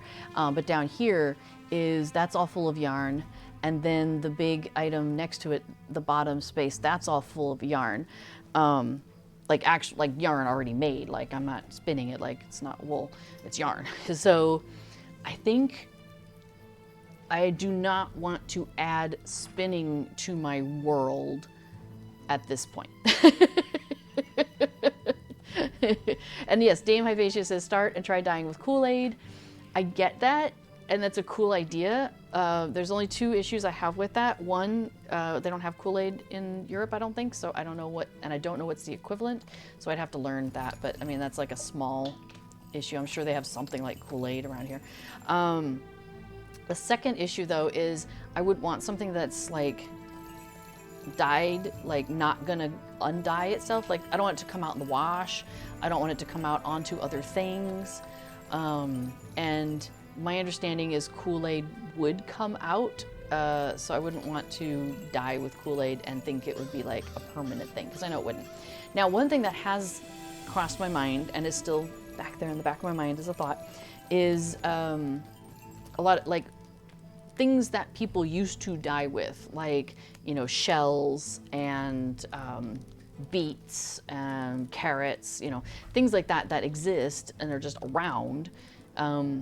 Are there ways to dye things using those in a way that I would be comfortable with? Like, because then I'm not breathing in a bunch of funny powders and stuff like that. So I've thought about that. We'll see. We'll see if I ever pursue that.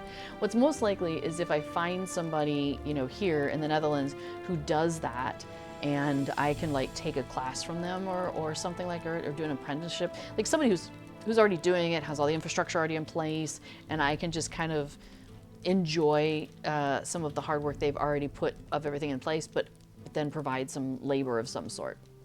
So that's something that I'd want to start with. So yeah, so Dame Hypatia says yes to the avoid spinning. Last thing I need, she says, is a fibercraft that needs a different stash. Exactly, right? Like I would have like, oh my gosh, that's like a whole nother, you know, learning who has this, where do I get it from, which farms have the alpacas. I'd have to go meet the alpacas and the sheep, and you know, I mean, it's a whole thing, right? Yes, as B4 points out, surely you'd want to start by raising an alpaca. You say that in jest, but I think alpacas are kind of cool, and that would be hard for me to be like, oh, let me go get an alpaca and I'll just have it in the backyard. And like, these are all not good ideas to pursue.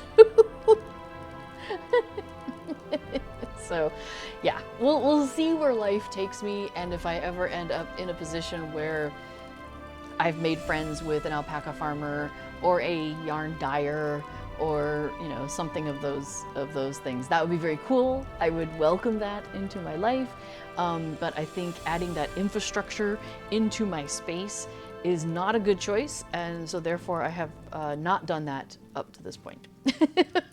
See, I'm learning. It only took so many decades on this land, but I'm learning when to say no and let things not be a part of my life, and therefore I have space for other things to enjoy them even more.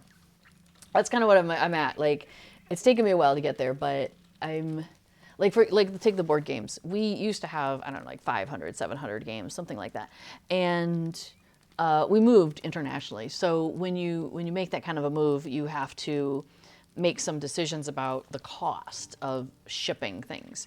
And we definitely decided that, you know, shipping that many board games across the ocean was not cost effective for our enjoyment of those games, or, you know, the availability of getting them back. You know, while here in Europe, we could buy a bunch of them here in Europe. We don't have to bring them over and pay more than what it would cost to just buy a new copy, for example, or a used copy or whatever. So we have pared down, though, the number of board games we have, because when you have, let's say, 500 games, and there's, you know, 365 days in a year, if you play a game every day, you're still not going to make it through your whole collection in a year. And you don't get a chance to play a game every day, because we have some games that are 3-4 hour games. Now we have a lot of games that are 2-hour games, but still, I mean, that's like a chunk of your day every day. And yes, we only one game per day. And yeah, he says, knowing that we don't even play one game per day. I mean, except unless you count Lotro, but that's not on our shelves. So things like that are definitely on our minds. And so there's a bunch of games that we have that we don't play, and we want to play them. And they keep not getting played because other things get chosen instead, or we don't, you know, we're like, oh, we haven't played this in a while, let's play that. Oh, we haven't played this in a while, let's play that. And then you get to the point where it's like, well, we haven't played that in like 4 years, and now I have to read the rules before I put it on the table. And I'd love to be able to just be like, I'm going to take this meaty game off the shelf, put it on the table, and we're going to start playing it, right? Like, just a quick rules review, and we're good to go. Like, that would be great. And so that's kind of where we are, is that by paring down what we have, it brings forward those kind of top of the list things that you want to spend your time with, and you're not distracted by all that other stuff. So that's kind of where I am in trying to be, just in terms of like the space in my life and what we do. For example, I at one point was collecting the Harry Potter trading card game cards, and they're lovely. Like, the artwork on them is fantastic. The interplay of the games of the cards is really good. It's well put together. There's a question maybe you want to answer of what's our top 5 to 10 games. That's a hard question, but anyway. So the Harry Potter trading card game, TCG. I collected for years and years, and I wanted to play them. And when I would get them out, I would look at them, and I would start to sort them, and like I had them anyway. Bottom line, TLDR here is the too long short story is that I love them. I'm glad I have them, but I don't need them in my life anymore, and it makes me sad that they don't get onto the table. So I made the decision it was time to let them go. So I found somebody else in my circles who also shares quite a joy of these cards, and he was very excited because it was a significant collection, and I was able to pass that on to him. So very excited about that. So that sort of thing, like, I enjoy it. I think it's cool. He enjoys it. He thinks it's cool, and he's going to play it. I'm like, okay, shifting it from here to there brings me joy. You know what I mean? So that's where I want to be with the games. Like, I want to have the games here that they're fitting on that side for me, right? Like, I want the games that I enjoy, I want to play, and I am playing them. That's where we're trying to get to. So the question from Aaron Bard has been, what games did we keep, or what are our top 10, 5-10 games? And that's a hard question. I don't know that I have favorites, because, as before points out, there's a lot of different genres. Like, there's deck building where you've got cards, and the cards do different things, and you can add cards to your deck and possibly even get rid of cards out of your deck and make it really effective. Those are fun. And so that's kind of what we're doing, is we're taking the genres, like a deck building game, and keeping our favorites of those that incorporate that aspect of them. So like we have, I would say Colony, but also Dominion, but also Miskatonic, School for Girls, and Quest for El Dorado. I would say all of those have a deck building aspect to them, and those are some of my favorites. So that's why we have those. Yeah, Dominion, and Dominion has so many expansions that you can add to it. So like we went crazy with the expansions. Like we had like, I don't know, 7 expansions at one point, and it was just overwhelming. You don't play. We were not playing them. So we now have the base, again, in Dutch, and we have the Seaside expansion in Dutch, which has this aspect to it of duration, where basically you play a card now, and then it stays out and doesn't get discarded like the rest of, like at the end of your turn, you discard everything. But in this case, the Seaside card comes out, gives you benefit now. The next time it comes around, it's still there, you get a benefit from it again, and then you clean it up and it goes away. So there's that. And then we've got things like, I was thinking of Altiplano. I don't know, what would you call that? Like a Altiplano? Yeah, okay, it's a bag builder. Okay, sure. So for bag builders, we have that and Quacksalver, the Quacks of Quacksalver, and Quarriers. Yeah, apparently it's all about the Qs. I don't play Unstable Unicorns. Steampunk Rally, I think I played it, but I don't remember it. Yeah. Oh, I think B4's got a picture up. Yeah, it doesn't look familiar. Of course, we have a Catan. I used to have a bunch of Catans because I got kind of deep into collecting the different Catan histories, which played with Catan in different ways. And so there's like this really cool Germany map. I think, did I keep that one? I did keep that one. I kept the Catan Germany, where it basically has all the spaces already figured out, and you have to go to specific places, but it uses really cool buildings that are historical. It's fun.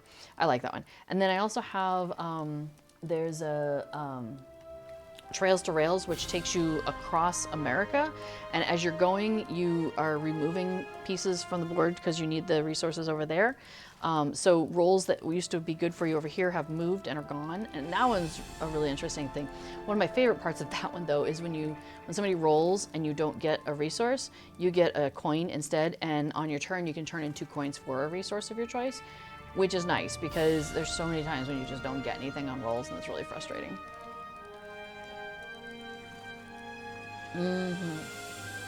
Dame Hypatia notes, Breidagen in October in Zvala. You definitely find people raising alpacas or dyeing yarn there. Well, I gotta copy and paste that note. I need to remember to look this up. Thank you for enabling my hobby. Other games we kept Brass. There was a Brass Kickstarter that came out where there was a Brass and then a second Brass. It's Industrial Revolution in England. Northern England, Lancashire, that kind of area. Well, anyway, that's as much. We'll just stop. Good game. Deep game. I kept Automobile. It's also another good deep game. Haven't played it in too long, though, and I need to get it on the table and make sure I still like it because I got some extra pieces for it. Gosh, there's so many. I mean, there's so many things. Basically, if you want to know my top games, just look on my shelf. I mean, that's kind of where we are right now. Yeah, Dame Hypatia, you still have the first Catan, but you don't play it anymore. Yeah, so Catan for me is a good game, but it's too long for the amount of enjoyment in it. I have that same problem with Flux. Not the same game at all, but same thing, where the game is fun, but then there's more game than there is fun. So that becomes a problem for me. Zvala, but that's a whole 64 kilometers away. That's so funny. That's funny you say that. So in America, we're from America, and you just drive everywhere, and you drive for hours, and nobody bats an eye at it really. And then we're in the Netherlands, and people are like, "Oh my gosh, that's like 2 hours away. Oh, that's so far," or whatever. It's like, it's so funny. Yes, and Dame Hypatia does point out that being raised in Germany, board games are a part of the culture. And I think that's something that everybody in America understands, is that, like, board games that are not luck based, so not your Candylands, not your Hi-Ho Cheerios, I mean, not that kind of game, but games that are intended for children to play, but engage the mind or the body in some way, like, well, there's a children's Catan, but that's not really a good example. There's, Top on tier, or tier off tier. Like, you have like little wooden animals, and you have to, I think you roll a die. It's been a while since I played it, and an animal comes up, and you have to place it onto the ever building stack, like that sort of thing. You know, it tests your dexterity. You got some color matching. It's like things like that. You've got there's another game where everybody has like a metal stick, and it has a little color on it, and you roll a die, and that color comes up, and you have to place your colored stick of that matches onto, and they have like a little bend in them, and so there's a lot of balancing going on, and so you try to put it on there and balance it, and if it all falls down, then you have to take the pieces, and the goal is to get rid of all your pieces. So it teaches you about balance and weight ratios, and, like, you know, if you put something on the end, it's going to tip a lot more than if you put something closer to the middle, and so there's some physics involved, like, so, you know, so those are the kinds of games that German kids would grow up with, and that's not even getting into the board games. Where I can't think of a good example, Dame Hypatia, of a German, of board games. Like, every year they come out with more board games, and there's even like the Spiel des Jahres is a whole award system where 3 different categories of games are given out, and it's almost all children or family focused games. Like, this is so there's like games every year are constantly coming out in Germany, with kids playing them in mind. So it's not like your Monopolies, or I guess it would be kind of like the same kind of mental exercise level as the game of life, but if there was less randomness involved, like if you had some more agency in playing that game, and maybe not quite as long, because kids, attention span's more like 20 minutes to an hour, not 2 hours. So anyway, that's one of the things I love about being here, is there's just board games. Like, it's a normal part of culture, because we're nearby Germany, and so we still get, and it's part of the Netherlands culture. Not everybody necessarily, but at least the people we hang out with. So MB4 points out that he prefers Catan Cities and Knights because you can build the improvement that gives you a resource card if you wouldn't get a resource card. Yeah, so that's nice. That kind of is that same thing. The Trails to Rails already has that kind of built in, versus you having to build to it. Although Cities and Knights is nice because it has basically a tech tree, and I love that, where you can choose to spend resources to make things better. The way things you do go better. So, Aaron Bard came across a cool concept: Shivers, pop-up rooms, and story cards. You can make your own stories. Awesome. So there we go. So we've hit most of my hobbies. We've talked about yarn crafting. We've talked about board gaming.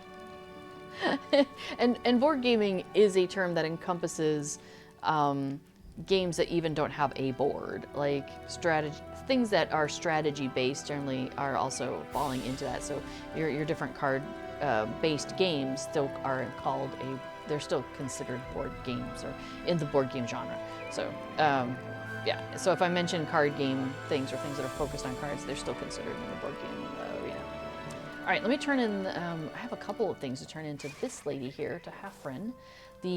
She's the one who wanted us to grab the spider silk, so she can keep up with the injuries her companions keep coming down with. And greetings. She chuckles as you struggle to pass her the sticky webbing. That's cute.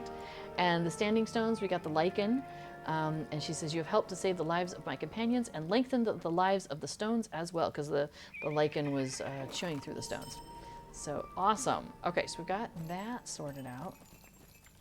And then I saw Melness. Now there's a hobbit hanging out here, and she is a learned hobbit, so we're checking in with her. Oh, Aaron Bard has to go, so hope to be back later. And thank you for the hobby chat. You're welcome. Have a great day. Yes, for those who are don't know, we have myself on for just a smidge longer, and then coming up right after me is B4, who does a lot of stuff with plugins in Lotro. So in Lotro, you can play with plugins. So hang on, let me grab this quest, and then I'll show you like an example. Let's see. Okay, so this hobbit, we brought her a scroll earlier, and it's written in like old speech or something, so we were trying to decipher it, and so this little hobbity friend here is going to figure it out for us. And she just says, hello, hello. What a fascinating scroll you and Rangir brought me. This Lulith was an incredible person, a princess who fought for her people and who seems to have been much loved. Her tale reads like a spook story one might tell around a fire late at night, though. Gave me the shiver straight through, and I was standing in the sun. In any case, I wrote out what the scroll says and gave it to Rangir. She's waiting to talk to you. Oh, and if you decide to follow in Lulith's footsteps, be careful. Okay. Well, that's good to know.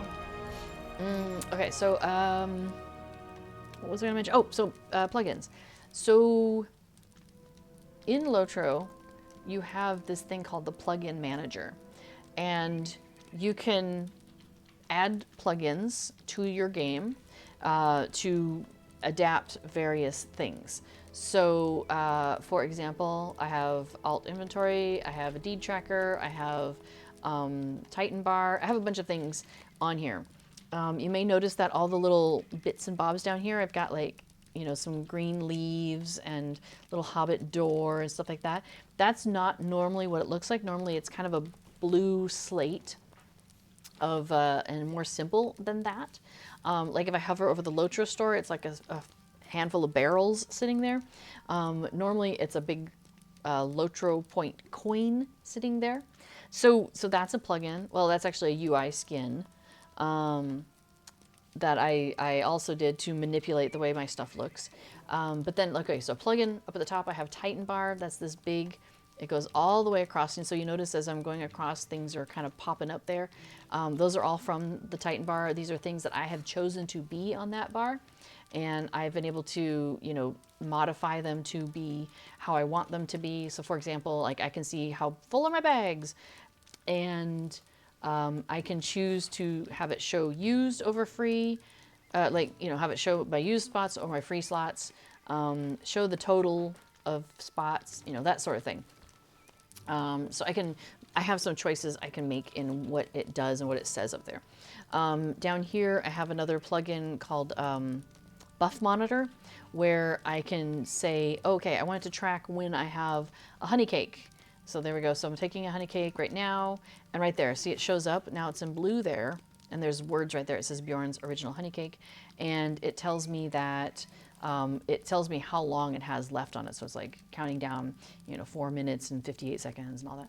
So I can do that with I can add all sorts of buffs on there if I want to keep track of them. So that's another one. Deed tracker is one that B4 put together, and it's you, where you can track your deeds, and it has a lot of the same information that you'll find from the deed log, but it also has things like hidden deeds are listed, and you can track like what percentage of your deeds in an area have you completed. So like in Eriador, we've done a lot. Like Breland is complete, Shire is complete, but I can look at things like Dunland, and I see that I have completed 25 out of 44 deeds in Dunland. There's still 32,000 virtue experience available to me, and 115 Lotro points available to me if I complete deeds in, you know, these unfinished deeds in Dunland, for example. That information is not easily compiled in the deed log. So the deed tracker is a way to it's a way to track this a little bit better. So that's something that he put together, and so he's working on that right now because he's working on an update to that. So he'll be doing during his stream, also talking about Lotro, and happy to talk about anything Lotro or Viper related or board game related during his stream. He's going to be working on plugins during his stream and doing that development on stream. You can see what goes on behind the scenes. It's a bit techy, but I'm not a programmer, and I still find some of it interesting to listen to. So it's definitely worth hanging out. And if you're not into the techie stuff, we can always sit in the chat and talk about stuff. So yes, and Moobot there has included a list of plugins and a link to Lotro Interface, which is a website where people have put plugins that you can use in the game for Lotro. And if you have questions about, like, is that safe? Is that a good idea? Like all that sort of stuff. Yeah, the short answer is yes, in general. And B4 can answer that in a more in-depth way, and as to why. Is that safe or not safe? He can talk more to that question. So, Dame Hypatia says, so far I only have Travel Window 2. I love Travel Window 2.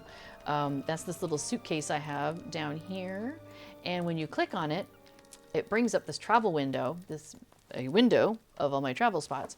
And it's fantastic because I'm a hunter. So I have picked up a lot of different types of travel skills. And I find that just so handy to be able to just pop this window open and boom, click on the one that I need. I love it. Love it. So, Dame Hypatia says a quick last-minute board game tip with Lord of the Rings content. Hobbit Tales from the Green Dragon Inn, where you're Hobbit sitting a pub and telling tall tales. I mean, that sounds really cool.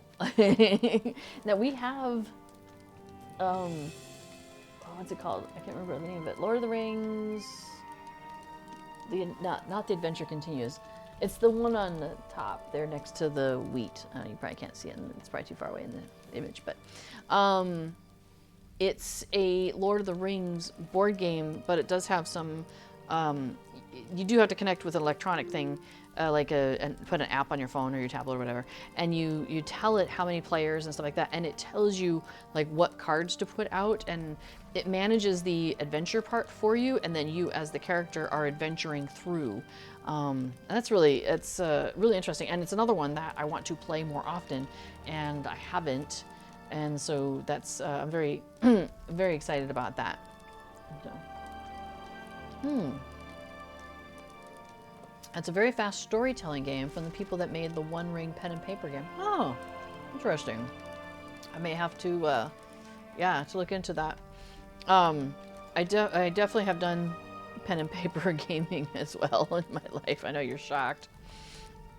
But I have stepped away from, I was doing D&D most recently. I've kind of stepped away from it because it's very time consuming. All right, let's find out about the scroll real quick. She says, okay, we have found something incredible. The scroll tells of Lilith's final days. Such a tragic story, too. My heart is nearly broken reading of her adventures and doom. She says, you can read what Melanis deciphered, but here is the long and short of it.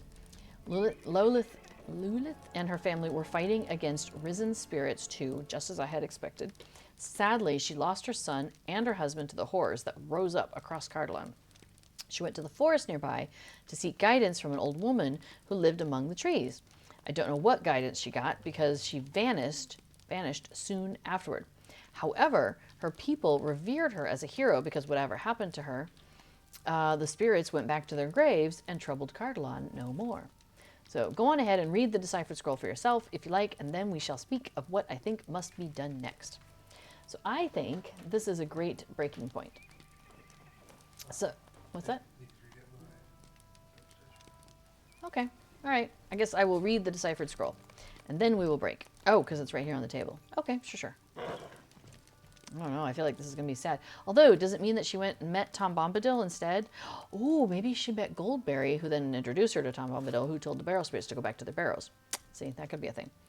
All right. The scroll is a testament of Princess Regent Lilith of Dol Ernil and praises her character and deeds. Oh, the reason it's saying Princess Regent is because the person who was in charge decided he didn't want to be called a king, he wanted to be called a prince. And so Prince and Princess were the leaders then instead of king and queen. So All right. In those days, a fog rolled over the land, from whence emerged a plague of the dead who slew all before them. Most fearsome of those was a wraith-like figure known as Hithrengor, the Grey Fear, who terrorized Dol Irnel. She brought her young son, Ostir, who we just met a little bit ago, to Fornost for his protection, while her husband, Prince Ostithkel, hunted down the source of the evil. And didn't go well. The prince strode into the fog, a mighty warrior in his prime, only to later stumble out looking as though he had aged decades. With gasping words, he revealed that the evil had been banished and the land was safe once more. Aggrieved but proud, Lilith returned and served as princess regent until Ostir came of age. The people loved her, for she was good and kind and ruled wisely. But Ostithkel's words were soon proven wrong. The great evil was not gone, for it returned in Cardolan's darkest hour. Called away to the defense of Aman-Sul, Prince Ostir, her son, rode north with much of his household. In his absence, the Grey Fear attacked once more, and Ostir returned to find Dol Irnel merely a ruined shell, its people scattered or slaughtered, and Lilith nowhere to be found. Once more, the dead rose and ravaged Cardolan, while Ostir and his few remaining knights fell back, retreating north. It is not known where Lilith had been, but tales say that when Ostir and his army did not return, she set out to aid them. She found only her son's loyal canine howling among the downs, and Lilith knew then that Ostir was dead, for Astorin would never leave his master's side. She vowed to put an end to the torments and ravages visited upon the land and her family. She and the dog went north to seek guidance, following whispers of some great power that dwelt beneath the sinister boughs of the forest. I mean, it sounds like Tom Bombadil. She was never seen again, but the ravaging dead quieted soon after and vanished back into the mists. The dead should not be awakened, you should be asleeping. The fate of Princess Lilith is unknown, but those she left behind built the statue in honor of her sacrifice. Well, there we go. So she said, my heart breaks for her, losing so many, as well as having her kingdom ravaged. Lilith was a hero. There's more. Lilith was a hero, just as I always suspected. It sounds like she found some method of dispelling the dead that were plaguing Cardolan in her day, but there's no mention of what that method might have been. The section about the forest is intriguing. I grew up hearing rumors of a hag of the old forest who has haunted its wood for hundreds of years. We need to talk to this hag. I mean, I'm thinking Goldberry, and I don't know, anyway. Perhaps she was the one Lilith met with beneath the trees. Obviously, I cannot accompany you, but I implore you to search for the Hag of the Woods. She could hold the key to us understanding how to banish the risen dead. Okay. All right. So I think, let me double check. Because I'm over leveled, their rings are not necessarily, the rings over their heads are gray. And I could turn on the thing. I guess I could just do that real quick. Hang on. Let me remember how to do that. So if I go to options, which is Control O if you want the shortcut key. It's also over here if you go to the caret and you go to system and then you go to options. It's the same thing. So, great. But the cool thing is if you do this, it does show you what your shortcut is right there. It says Control O.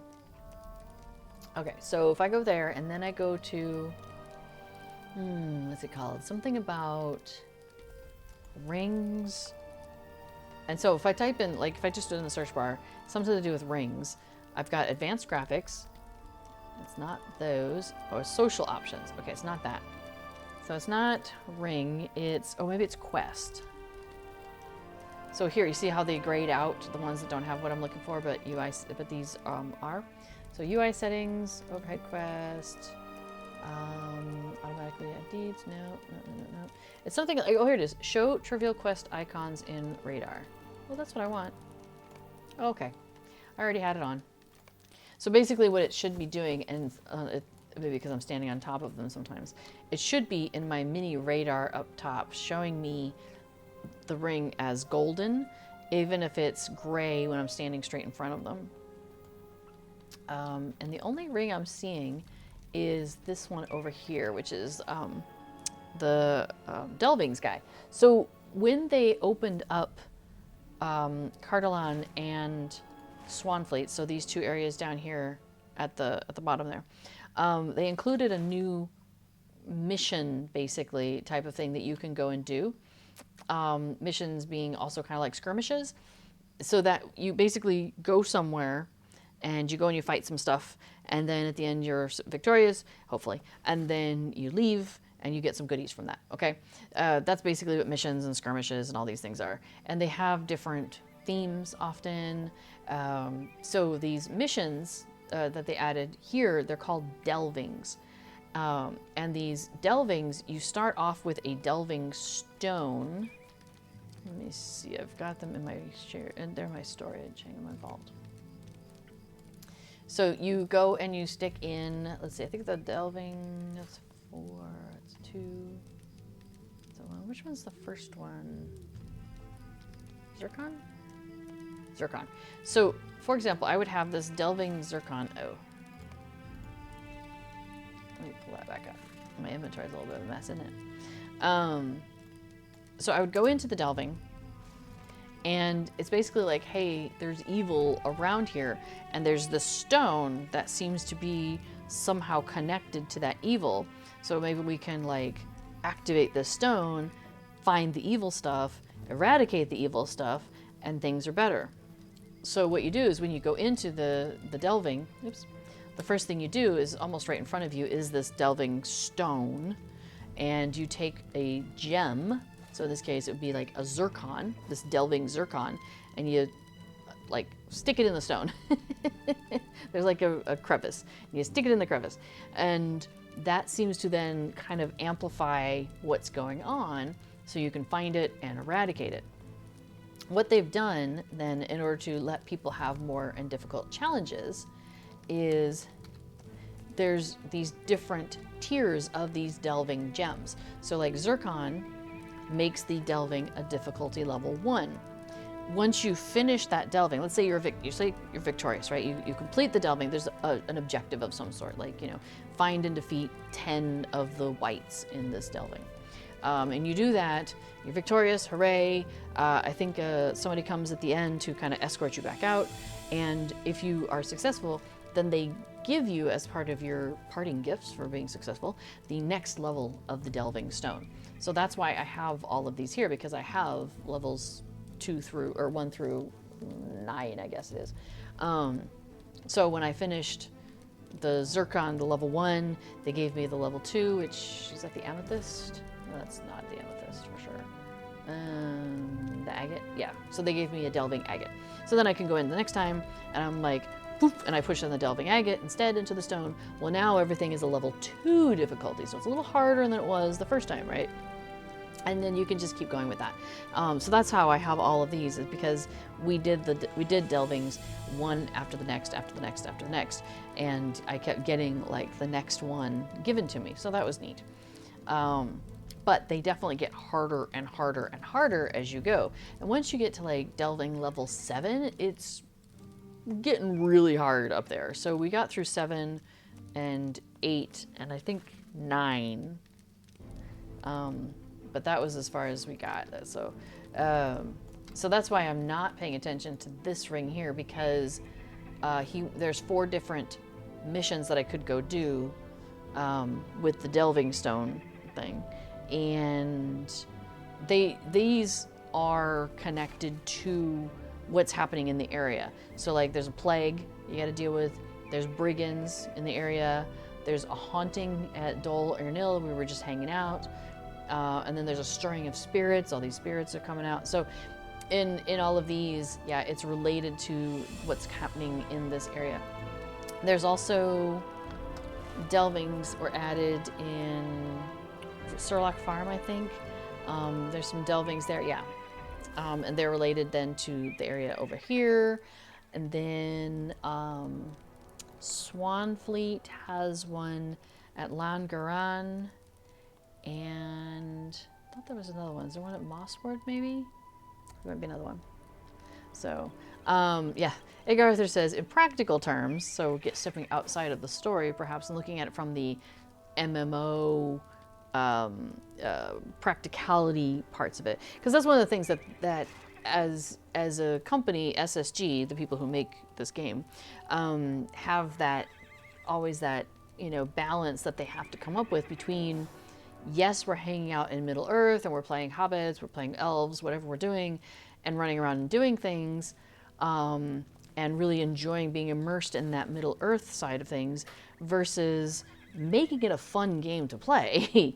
Like, we could sit around all day hanging out at the Green Dragon, listening to Sam and Ted Sandyman banter back and forth, but like, how many hours after a while it's like, I've heard this story, like, so yes, so in practical terms, like Arthur's saying, these missions, these delvings, are a new end game grind, something for people who have gotten to max level in the game and they don't feel like they have anything else to do. They need to find something else to do. So this is a way to get people something else to do, and there's gear you can get from that is equivalent to stuff you might get doing these big raids and things that you can do, but you might not be doing for whatever reason.